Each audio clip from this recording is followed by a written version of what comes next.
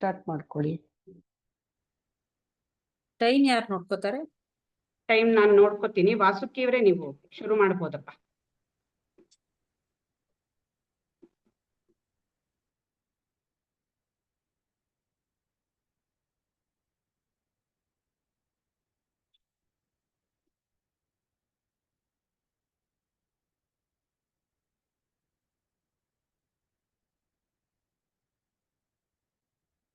ವಾಸುಕಿ ನನಗ್ ಕಾಣಿಸ್ತಾನೆ ಇಲ್ಲ ಅನ್ಸ್ತದೆ. ವಾಸುಕಿ ಬಂದಂಗಿಲ್ಲ.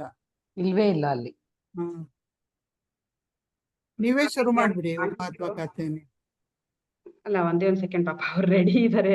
ಒಂದೇ ಒಂದ್ ಸೆಕೆಂಡ್ ನಾನು ಕಾಲ್ ಮಾಡ್ಬಿಡ್ತೀನಿ ಅವ್ರಿಗೆ. ಅಷ್ಟ್ರಲ್ಲಿ ಪ್ರಾರ್ಥನೆ ಮಾಡ್ಬೋದಲ್ವಾ ಯಾರಾದ್ರೂ? ಅಲ್ಲ, ಅವರು ಪಾಪ ಪ್ರಾರ್ಥನೆ ಇಲ್ಲ ಅವ್ರೆ. ಓಕೆ, ನಾನು ಪ್ರಾರ್ಥನೆ ಮಾಡ್ತೀನಿ. ಎಲ್ಲ ಆತ್ಮಜ್ಯೋತಿಗಳಿಗೂ ಸಾಷ್ಟಾಂಗ ಪ್ರಣಾಮಗಳು. ಸದ್ಗುರು ಶ್ರೀ ನರಸಿಂಹ ಪ್ರಭುಜಿ ಅವರಿಗೆ ಭಕ್ತಿಪೂರ್ವಕ ನಮನಗಳು. ಇವತ್ತು ನಮ್ಮ ಜ್ಞಾನ ಜ್ಯೋತಿಯ ಜ್ಞಾನ ಸಿಂಧುವಿನ ಕೊನೆಯ ಅಧಿವೇಶನ. ಅದರಲ್ಲಿ 2 ಗುಂಪುಗಳಿವೆ, ವಸಿಷ್ಠ ಹಾಗೂ ಜ್ಞಾನಗಂಗಾ.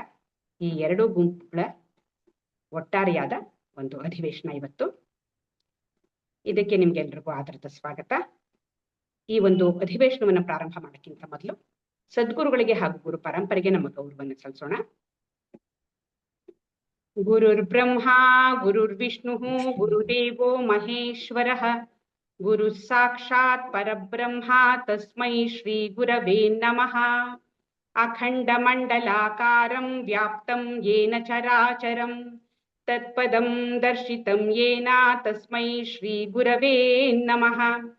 ನಾರಾಯಣ ಸಮಾರಂಭಾಂ ಶಂಕರಾಚಾರ್ಯ ಮಧ್ಯಮಾಂ ಅಸ್ಮದಾಚಾರ್ಯ ಪರ್ಯಂತಾಂ ವಂದೇ ಗುರು ಪರಂಪರಾಂ. ಸದಾ ಶಿವ ಸಮಾರಂಭಾಂ ಶಂಕರಾಚಾರ್ಯ ಮಧ್ಯಮಾಂ ಅಸ್ಮದಾಚಾರ್ಯ ಪರ್ಯಂತಾಂ ವಂದೇ ಗುರು ಪರಂಪರಾಂ. ವಾಸುಕಿಯವರೇ ಮುಂದುವರಿಸ್ತೀರಾ?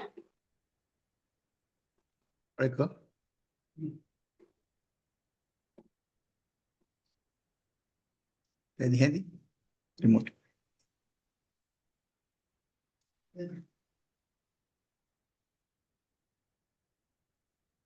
ಇಲ್ವಾ ವಾಸುಕಿ? ಇವಾಗ ಲಾಗಿನ್ ಆಗಿದ್ದಾರೆ. ಅದೇ ಅವ್ರೇನು ಮಾತಾಡ್ಲಿಲ್ವಲ್ಲ ಅದಕ್ಕೆ. ವಾಸುಕಿ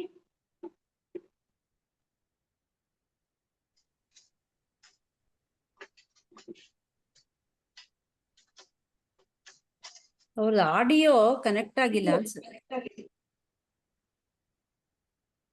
ಹರಿ ಓಂ. ವಾಸುಕಿ ಕೇಳ್ತಾ ಇದೆಯಾ? ನೀವು ಮ್ಯೂಟ್ ಅಲ್ಲಿ ಇದ್ದೀರಾ? ಮ್ಯೂಟ್ ಅಲ್ಲಿ ಅನ್ಮ್ಯೂಟ್ ಮಾಡಬೇಕು. ಅನ್ಮ್ಯೂಟ್. ಮ್ಯೂಟ್ ಅಲ್ಲಿ ಇದ್ದೀರಾ ವಾಸುಕಿ?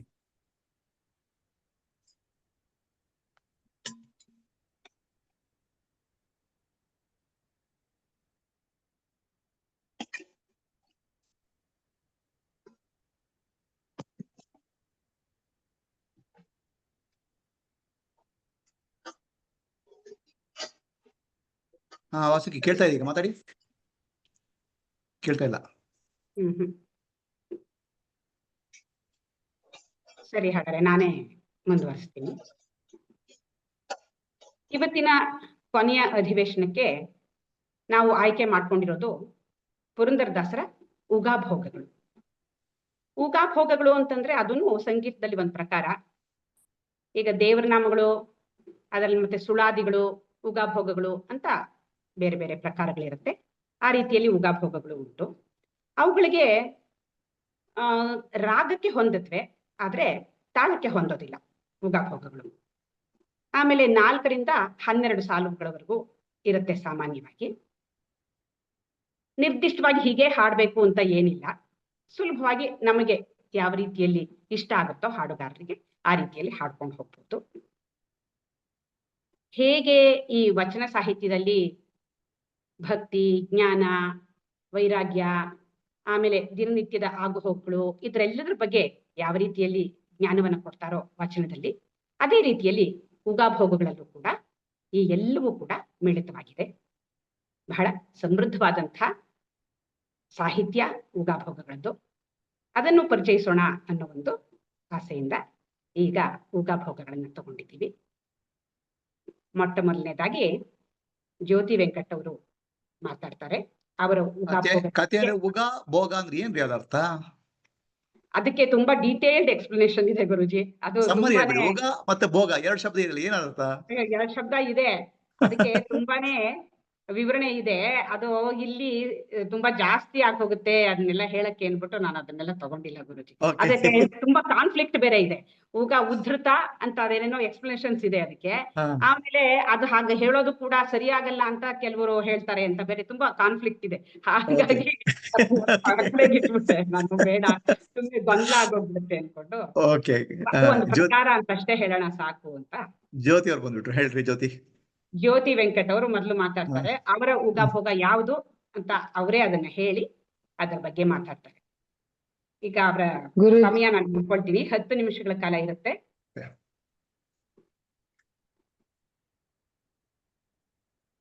ನೀವು ಪ್ರಾರಂಭ ಮಾಡಬಹುದು ಜ್ಯೋತಿ.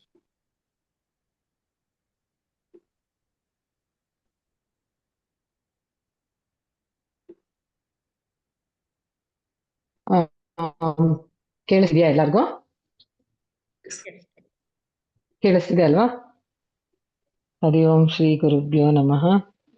ಗುರುಗಳ ಪಾದವಿಂದಕ್ಕೆ ನನ್ನ ನಮನಗಳು.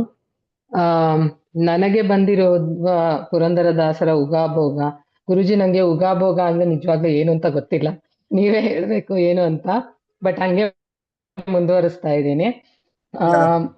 ನನಗ್ ಬಂದಿರೋದು ಏನೂ ಇಲ್ಲದ ಹೀನನಾದ ಕಾರಣ ನಾನು ನನ್ನದೆಂಬ ಹಮ್ಮು ಮಮತೆಗಳನ್ನು ಮಾಡಿ, ಬೆನ್ನ ಬಿಡುವು ನೀನೇ ಸ್ವತಂತ್ರನು, ನಿನ್ನ ದಾಸನು ಆ ನೆನೆಸುವೆನು ಪುರಂದರ ವಿಠಲ.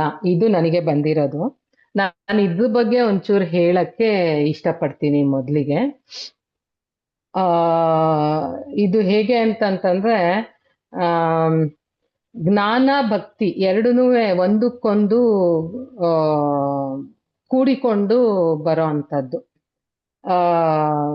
ಈಗ ಮನುಷ್ಯನಾದ್ಮೇಲೆ ಇವಾಗ ಜೀವ, ನಾನೇ ಜೀವ ಅಂತ ಅನ್ಕೊಂಡು, ನಾನೇ ದೇಹ, ನಾನೇ ಮನಸ್ಸು, ನಾನೇ ಬುದ್ಧಿ ಅಂತ ಅನ್ಕೊಂಡು ಅದ್ರಲ್ಲೇನೆ ನಾವು ಮುಳುಗೋಗಿರ್ತೀವಿ.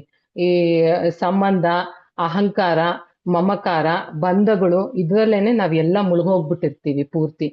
ಆ ಮುಳುಗೋಗಿ ಆ ಸುಖ ದುಃಖ ಎಲ್ಲ ಅನುಭವಿಸ್ಕೊಂಡು ಸಾಕಾಗಿ ಹೋಗುತ್ತೆ.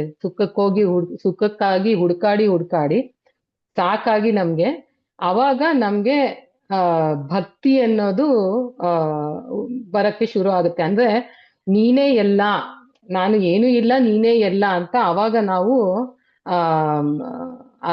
ಗುರೂಜಿ ಹೇಳ್ತಾರಲ್ಲ, ಇವಾಗ ನಾನೆಂಬುದು ನಾನಲ್ಲ, ಈ ದೇಹ ಮನ ಬುದ್ಧಿ ನಾನಲ್ಲ, ಸಚ್ಚಿದಾನಂದ ಆತ್ಮ ಶಿವ ನಾನು, ನಾನೇ ಶಿವೋಹಂ.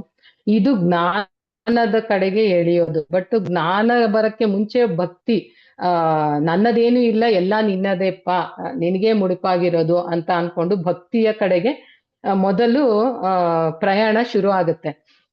ಆ ಪ್ರಯಾಣದಲ್ಲಿ ಎಲ್ಲವನ್ನು ನಿನಗೇನೆ ಇದ್ ಮಾಡಿದೀನಿ, ನನ್ಗೆ ಸುಖ ಬಂದು ನಿನ್ನದೇ, ದುಃಖ ಬಂದು ನಿನ್ನದೇ, ನೀನೇ ನನಗ್ ಕೊಟ್ಟಿರೋದು ಅಂತ ಇದ್ ಮಾಡ್ಕೋತೀನಿ. ಅದನ್ನೇ ಇದು ಹೇಳಕ್ಕೆ ಈ ಉಗಾಭೋಗ ಏನು ಕೊಟ್ಟಿರೋದು ಅದನ್ನೇ ಇದ್ರಲ್ಲಿ ಬರೋದು. ಅಂದ್ರೆ ನೀನು ಸ್ವತಂತ್ರನು, ನನಗೆ ಇವಾಗ ಸ್ವತಂತ್ರ ಬರೋದಕ್ಕೆ ನಾನು ಒಂದೊಂದೇ ಸ್ಟೆಪ್ ತಗೊಳ್ತಾ ಹೋಗ್ತೀನಿ ಅಂತ ಅಂದ್ಬಿಟ್ಟು. ಅಂದ್ರೆ ನಾನು ನನ್ನದೆಂಬ ಹಮ್ಮು ಮಮತೆಗಳನ್ನು ಮಾಡಿದ್ರೆ, ನಾನು ನಂದು ಅಂತಂದ್ಬಿಟ್ಟು ಅಹಂಕಾರ, ಈ ಪ್ರಪಂಚ ನಾನೇ ಬೇರೆ, ಪ್ರಪಂಚನೇ ಬೇರೆ, ದೇಹ ಮನಸ್ಸು ಬುದ್ಧಿ ಬೇರೆ, ಅಂದ್ರೆ ಮಮಕಾರ, ಇದು ಎಲ್ಲ ಸೇರ್ಕೊಂಡು ನಾನು ಅದ್ರಲ್ಲೇನೆ ಎಲ್ಲ ಕೂಡ್ಕೊಂಡು ಇದ್ಬಿಡ್ತೀನಿ. ಅದೇ ಕಷ್ಟ, ಅದೇ ಇವಾಗ ನನ್ ದೇಹಕ್ಕೆ ಕಷ್ಟ ಬರ್ತಾ ಇದೆ ಅಂತ ಅನ್ನೋದು, ನನ್ಗೆ ಯಾಕಪ್ಪ ಬರ್ತಾ ಇದೆ ಅನ್ನೋದು, ನನ್ ಮನ್ಸಿಗೆ ಬರ್ತಾ ಇದೆ, ನನ್ ಮನ್ಸಲ್ಲಿ ಏನೇನೋ ಯೋಚನೆಗಳು ಬರ್ತಾ ಇದೆ ಅನ್ನೋದು, ಇದೆಲ್ಲ ಬಂದು ಆಮೇಲೆ ಅದರಿಂದ ಇದೆಲ್ಲ ನೀನೇನಪ್ಪ, ನಿನಗೆ ನಾನು ಶರಣಾಗತನ ಆಗ್ತೀನಿ ಅಂತ ಅನ್ಕೊಂಡಾಗ ಭಕ್ತಿ ಶುರು ಆಗತ್ತೆ. ಅಂದ್ರೆ ಭಕ್ತಿ ಒಂದ್ರಿಂದಾನೇ ಆಗತ್ತಾ? ಇಲ್ಲ, ಭಕ್ತಿ ಜ್ಞಾನ ಎರಡು ಒಟ್ಟೊಟ್ಟಿಗೆ ಪಕ್ಕದಲ್ಲೇನೆ ಹೋಗುತ್ತೆ. ಇವಾಗ ಭಕ್ತಿಯಿಂದ ನನಗೆ ಗುರು ಕಾಣಿಸೋದು. ಗುರು ಇವಾಗ ನನಗೆ ನೀವು ಹೇಗ್ ಕಾಣಿಸಿದಿರೋ ಗುರುಜಿ ಹಾಗೆ ಗುರು ಕಾಣಿಸಿದ ಮೇಲೆ ಗುರುವಿನಿಂದ ಜ್ಞಾನ ಪಠಣ ಆಗತ್ತೆ. ಅದರಿಂದ ನಮ್ಗೆ ನಾನು ನಾನೆಂಬುದು ನಾನಲ್ಲ ಅನ್ನೋದು ಜ್ಞಾನ ಬರ್ತಾ ಹೋಗುತ್ತೆ. ಅದರಲ್ಲಿ ಇನ್ನೊಂದು ಹೇಳ್ಬೇಕು ಅಂತಂತಂದ್ರೆ ಈ ಜ್ಞಾನ ಒಂದೇ ಆಗುತ್ತಾ ಅಂತ ಅನ್ನೋದು, ಜ್ಞಾನ ಒಂದೇ ನಡೆಯೋದಿಲ್ಲ. ಯಾಕಂದ್ರೆ ಜ್ಞಾನ ಅಂತಂತಂದ್ರೆ ಅದೊಂಥರ ಡ್ರೈ ತರ ಆಗ್ಬಿಡುತ್ತೆ. ಯಾಕೆಂದ್ರೆ ಅದಕ್ಕೊಂದು ನಾನು ಉದಾಹರಣೆ ತಗೊಳಕ್ ಇಷ್ಟಪಡ್ತೀನಿ. ಇವಾಗ ಬೆಲ್ಲ ಉದಾಹರಣೆಯಾಗಿ ತಗೊಂಡ್ರೆ ಬೆಲ್ಲ ಹೇಗಿದೆ, ಬೆಲ್ಲದ ಬಗ್ಗೆ ಜ್ಞಾನ ಇದೆ ನನ್ಗೆ. ಬೆಲ್ಲದ ಬಗ್ಗೆ ನಾನು ಮಾತಾಡ್ತಾ ಹೋದ್ರೆ ಬೆಲ್ಲ ಗುಂಡುಗಿದೆ, ಬೆಲ್ಲ ಚೌಕಟ್ಟಾಗಿದೆ, ಬೆಲ್ಲ ನೋಡಕ್ ಹೀಗಿದೆ, ದಪ್ಪಗಿದೆ, ಸಣ್ಣಗಿದೆ ಅಂತ ಹೇಳ್ತಾ ಹೋದ್ರೆ ಅದು ಜ್ಞಾನದ ಕಡೆಗೆ ಹೋಗುತ್ತೆ, ನನ್ಗೆ ಗೊತ್ತಾಗಿದೆ ಅನ್ನೋದು. ಆದ್ರೆ ಭಕ್ತಿನೂ ಬೇಕು ಅಂತಂತಂದ್ರೆ ಅದನ್ನ ನಾನು ಟೇಸ್ಟ್ ಮಾಡ್ದಾಗ್ಲೇನೆ, ರುಚಿ ನೋಡ್ದಾಗ್ಲೇನೆ ನನ್ಗೆ ಅದು ಸಿಹಿ ಇದೆ ಅಂತ ಗೊತ್ತಾಗೋದು. ಸೊ ಹಾಗಾಗಿ ನನ್ಗೆ ಅಂದ್ರೆ ಎರಡೂನು ಪಕ್ಕದಲ್ಲಿ ಹೋಗುತ್ತೆ ಅನ್ನೋದಕ್ಕೆ ನಾನು ಈ ಎಕ್ಸಾಂಪಲ್ ತಗೊಳ್ತಾ ಇದ್ದೀನಿ. ಹಾಗಾಗಿ ಅದು ಜ್ಞಾನದ ಕಡೆಗೆ ಹೋದಾಗ ನಾನು ಗುರುಗಳ ಪಾದಕ್ಕೆ ನಮಿಸಿ ಗುರುಗಳಿಗೆ ಶರಣಾಗತಳಾಗಿ ನಾನು ಬಂದಾಗ ನನಗೆ ಈ ಆತ್ಮಜ್ಞಾನದಿಂದ ನನಗೆ ಜ್ಞಾನ ದೊರಕುತ್ತೆ ಅಂತ ಅನ್ನೋದು ನನ್ನ ಬಗ್ಗೆನೆ ನಾನು ಹೇಳಿರೋದು. ಹಾಗಾಗಿ ನಾನು ಇದು ತಗೊಂಡೆ ಬೆಲ್ಲದ ಎಕ್ಸಾಂಪಲ್. ಆಮೇಲೆ ಅದು ಜೊತೆಗೆ ನನಗೆ ಇನ್ನೊಂದು ಬಂದಿರೋದು ಅಂತಂತಂದ್ರೆ ಕೀರ್ತನೆ ದ್ವಾಸುಪರ್ಣ ಅಂತ ಅನ್ನೋದು. ಅದು ಹೇಗಿದೆ ಅಂದ್ರೆ ದ್ವಾಸುಪರ್ಣ ಸಾಯುಜ ಸಖಾಯ ಸಮಾನಂ ವೃಕ್ಷಂ ಪರಿಷತ್ಸ್ವಜತೆ ತಯೋರಣ್ಯ ಪಿಪ್ಪಲಂ ಸ್ವಾದ್ವಸ್ತ್ಯಾನ ಶನನ್ಯೋ ಅಭಿಚಾಕಶಿತಿಹಿ. ಇದುದು ಒಂದು ನಾನು ಇದಕ್ಕೆ ಕನೆಕ್ಟ್ ಮಾಡಿ ಜ್ಞಾನಭಕ್ತಿ ಉಗಾಭೋಗಕ್ಕೆ ಕನೆಕ್ಟ್ ಮಾಡಿ ಹೇಳಕ್ಕೆ ಇಷ್ಟಪಡ್ತೀನಿ. ಇದು ಮುಂಡಕೋಪನಿಷತ್ತಿನಲ್ಲಿ ಬರೋ ಒಂದು ಪ್ರಸಿದ್ಧ ಮಂತ್ರ, ಇದು ಶ್ಲೋಕ ಅಂತಾನು ಅನ್ಬೋದು, ಇದು ಹೇಳ್ಬೋದು ದ್ವಾಸುಪರ್ಣ ಅನ್ನೋದು. ಅಂದ್ರೆ ಇದು ಹೇಗೆ ಅಂದ್ರೆ ಎರಡು ಹಕ್ಕಿ ಪೇರ್ ಅಂತಾರಲ್ಲ, ಒಂದಕ್ಕೊಂದು ಬಿಟ್ಟಿರಲಾಗದ ಹಾಗೆ ಎರಡು ಹಕ್ಕಿ ಒಂದು ಒಂದು ಮರದ ಮೇಲೆ ಕುಳಿತುಕೊಂಡಿದೆ. ಅದರಲ್ಲಿ ಮರ ಅಂತಂತಂದ್ರೆ ನಾವು ದೇಹ ಅಂತ ತಿಳ್ಕೊಬಹುದು. ಒಂದು ಹಕ್ಕಿ ಆ ಮರದಲ್ಲಿರೋ ಹಣ್ಣನ್ನ ತಿನ್ನುತ್ತೆ, ಅಂದ್ರೆ ಅದು ಸಿಹಿ ಆಗಿದ್ಯಾ ಹುಳಿ ಆಗಿದ್ಯಾ ತಿಂದು ಅದನ್ನ ರುಚಿಸುತ್ತೆ. ಅಂದ್ರೆ ಅದನ್ನ ನಾವು ಹೇಗ್ ತಿಳ್ಕೊಬಹುದು ಅಂತಂದ್ರೆ ಅದು ಒಂದು ಇದು ಜೀವಾತ್ಮ ಅಂತ ತಿಳ್ಕೊಬಹುದು ಅದನ್ನ. ಯಾಕಂದ್ರೆ ಜೀವಾತ್ಮಕ್ಕೆ ಬಂಧ ಇರುತ್ತೆ, ನಾನು ಅವಾಗ್ಲೇ ಹೇಳ್ದಂಗೆ ನಾನು ನನ್ನದು ಖುಷಿ ಸುಖ ದುಃಖ ಅಂತ ಅನ್ಕೊಂಡು ಇರುತ್ತೆ. ಅದು ಹಣ್ಣು ತಿಂದಾಗ್ಲೂ ಹಾಗೇನೇನೆ ಅದ್ರದ್ದು ಎಲ್ಲ ಹಣ್ಣಿಂದು ರುಚಿ ಬಗ್ಗೆ ಎಲ್ಲದನ್ನು ಅದು ಅನುಭವಿಸ್ತಾ ಇರುತ್ತೆ. ಇನ್ನೊಂದು ಹಕ್ಕಿ ಬರೀ ನೋಡ್ತಾ ಇರುತ್ತೆ. ಅದನ್ನ ನಾನು ಪರಮಾತ್ಮ ಅಂತ ತಗೋಬಹುದು, ಸಾಕ್ಷಿ ಅಂತ ತಗೋಬಹುದು, ಅರಿವು ಅಂತ ತಗೋಬಹುದು. ಅದು ಇದನ್ನೆಲ್ಲ ಅನುಭವಿಸಲ್ಲ.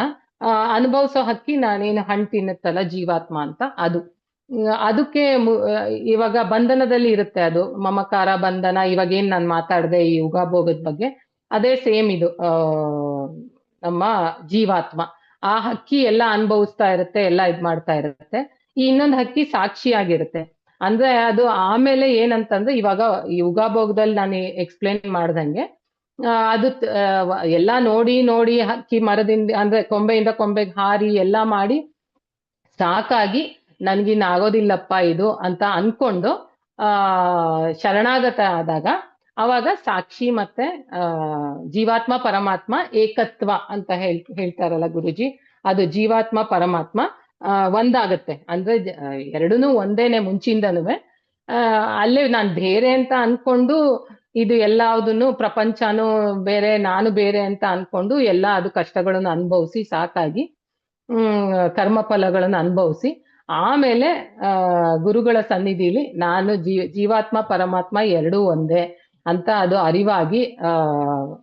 ಅರಿವಾದಾಗ ಅವಾಗೆ ಜೀವನದಲ್ಲಿ ಮುಕ್ತಿ ಅಂತ ಅಂದ್ಬಿಟ್ಟು ಇದಿಷ್ಟು ನನ್ಗೆ ಅರ್ಥ ಆಗಿರೋದು.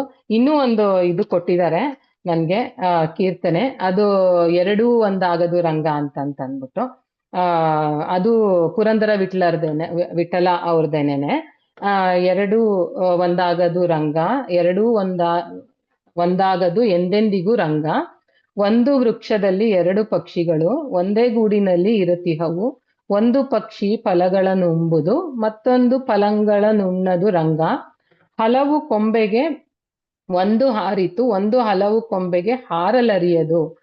ಹಲವನೆಲ್ಲ ಒಂದು ಬಲ್ಲದು, ಒಂದು ಹಲವನೆಲ್ಲವ ಅರಿಯದು ರಂಗ. 108 ಕೊಂಬೆಗೆ ಹಾರಿತು ಅದು, ಹಾರಿ ಮೇಲಕ್ಕೇರಿ ಮೀರಿತು, ಮೀರಿ ಪುರಂದರ ವಿಠಲ ನಿಮ್ಮನ್ನು ಸೇರಿ ಸುಖಿಯಾಗಿ ನಿಂತಿತು ರಂಗ ಅಂತ ಅಂದ್ಬಿಟ್ಟು. ಅದೂನು ಇದು ನನಗೆ ಅನ್ಸಿದ್ದು 2 ಶ್ಲೋಕ ನೋಡಿದಾಗ ದ್ವಾಸುಪರ್ಣ ಮತ್ತೆ ಇದು ಎರಡೂನು ತುಂಬಾ ಒಂದೇ ತರ ಅಂತ ಅನ್ನಿಸ್ತು ನಂಗೆ. ಇದ್ರಲ್ಲೂ ಅದೇ 2 ಹಕ್ಕಿಗಳ ಬಗ್ಗೆನೇನೆ ಬಂದಿದೆ.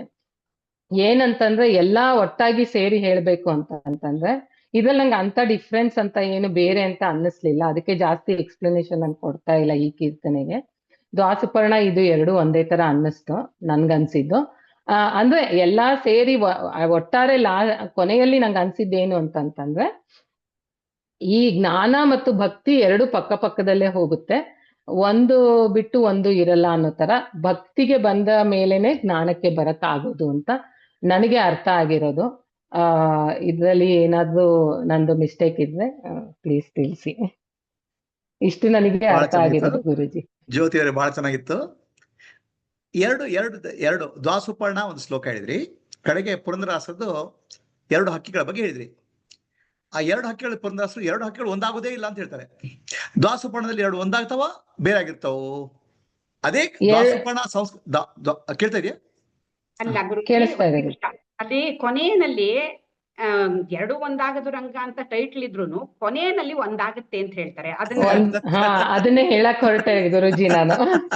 ಯಾಕಂದ್ರೆ ಇದು ಮೇಲಕ್ಕೇರಿ ಅದೇನೆ ಕೊಂಬೆ, ಅದು 108 ಕೊಂಬೆಗೆ ಹಾರಿತು, ಅದು ಹಾರಿ ಮೇಲಕ್ಕೇರಿ ಮೀರಿತು ಅಂತ ಇದೆಯಲ್ಲ ಗುರುಜಿ. ಮೀರಿ ಪುರಂದರ ವಿಠಲನ ನಿಮ್ಮನ್ನ ಸೇರಿ ಸುಖಿಯಾಗಿ ನಿಂತಿತ್ತು ಅಂದ್ರೆ ಅಲ್ಲೂನು ಒಂದಾಗೆ ಇದೆ ಅದು ಅಂತ ಅಂದ್ಬಿಟ್ಟು. ಓಕೆ ಸರಿ, ಅದಕ್ಕೆ ಮಧ್ಯ ಸ್ಟಾಪ್ ಮಾಡ್ಬಿಟ್ರಲ್ಲ, ಒಂದಾಗಿಲ್ಲ ಅಲ್ಲ, ಮತ್ತೇನ್ ಕಥೆ? ಮೊದಲಿಗೆ 2 ಒಂದಾಗದು ರಂಗ ಅಂತ ಇದೆ ಗುರುಜಿ, ಆಮೇಲೆ ಅದು ಒಂದಾಯ್ತು ಅಂತಾನೆ ಇರೋದು. 2ರಲ್ಲೂ ನನ್ಗೆ ಅಂತ ಡಿಫ್ರೆನ್ಸ್ ಅನ್ನಿಸ್ಲಿಲ್ಲ, ಅದಕ್ಕೆ ಅದ್ರಲ್ಲಿ ಎಕ್ಸ್ಪ್ಲನೇಷನ್ ಜಾಸ್ತಿ ಕೊಟ್ಟೆ. ಸಂಸ್ಕೃತ ದಾಸುಪರ್ಣ ಶ್ಲೋಕದ ಇದಕ್ಕೆ ಕನ್ನಡದಲ್ಲಿ ಪುರಂದರದಾಸರು ಮಾಡಿದ್ದಾರೆ ಅಷ್ಟೇ. ಕನ್ನಡ ಹೌದು ಗುರುಜಿ. ಅದೇ ಶ್ಲೋಕ ಕನ್ನಡದಲ್ಲಿ ಮಾಡಿದ್ದಾರೆ. ಹೌದಾ, ಅದು ಗೊತ್ತಿರ್ಲಿಲ್ಲ ನಂಗೆ, 2 ಬೇರೆ ಬೇರೆ ಅಂತ ಅನ್ಕೊಂಡಿದ್ದೆ. ಅದೇ ಉಪನಿಷದಲ್ಲಿ ಏನಿದೆ ಅದನ್ನ ಕನ್ನಡದಲ್ಲಿ ಮಾಡಿದ್ದಾರೆ ಅವರು, ಕನ್ನಡ ಉಪನಿಷತ್ ಮಾಡಿದ್ದಾರೆ. ಈಗ ಪ್ರಶ್ನೆ, ಜ್ಞಾನ ಮತ್ತು ಭಕ್ತಿ ಅಂತ 2 ಇದೆಯೇನಪ್ಪ, ಅದು 2 ಯಾಕೆ ಬಂತು?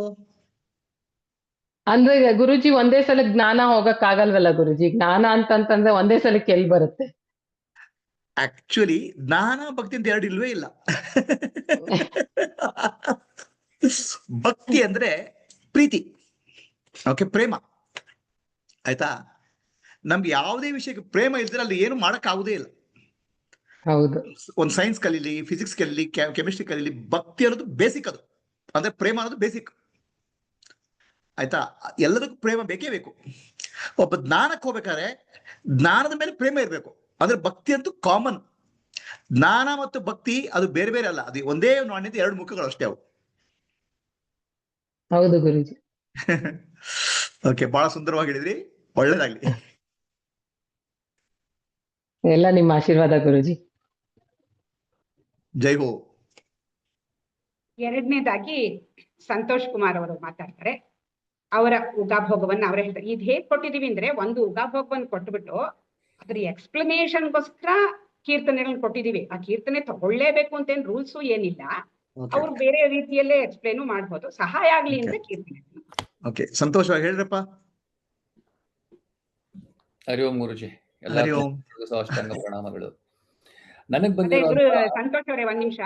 ನಾನು 1 ನಿಮಿಷ ಇರೋವಾಗ ಹೀಗ್ ತೋರಿಸ್ತೀನಿ, ಲಾಸ್ಟ್ 9 ನಿಮಿಷ ಆದ ತಕ್ಷಣ ಹೀಗ್ ತೋರಿಸ್ತೀನಿ. ಅದನ್ನ ಅವ್ರಿಗೆ ಹೇಳಿರ್ಲಿಲ್ಲ, ಶುರು ಮಾಡಿ. ಹರಿ ಓಂ. ಸೊ ನನಗ್ ಬಂದಿರೋಂಥ ಉಗಾಭೋಗದಲ್ಲಿ ಪುರಂದರ ದಾಸರ ಕೀರ್ತನೆ ಅಂದ್ರೆ ನಾನು ಹಾಡಕ್ ಪ್ರಯತ್ನ ಪಡ್ತೀನಿ. ಪಲ್ಲವಿ ರಾಗ ಸ್ವಲ್ಪ ತಾಳ ತಪ್ಪಿದ್ರೆ ಕ್ಷಮೆ ಇರಲಿ.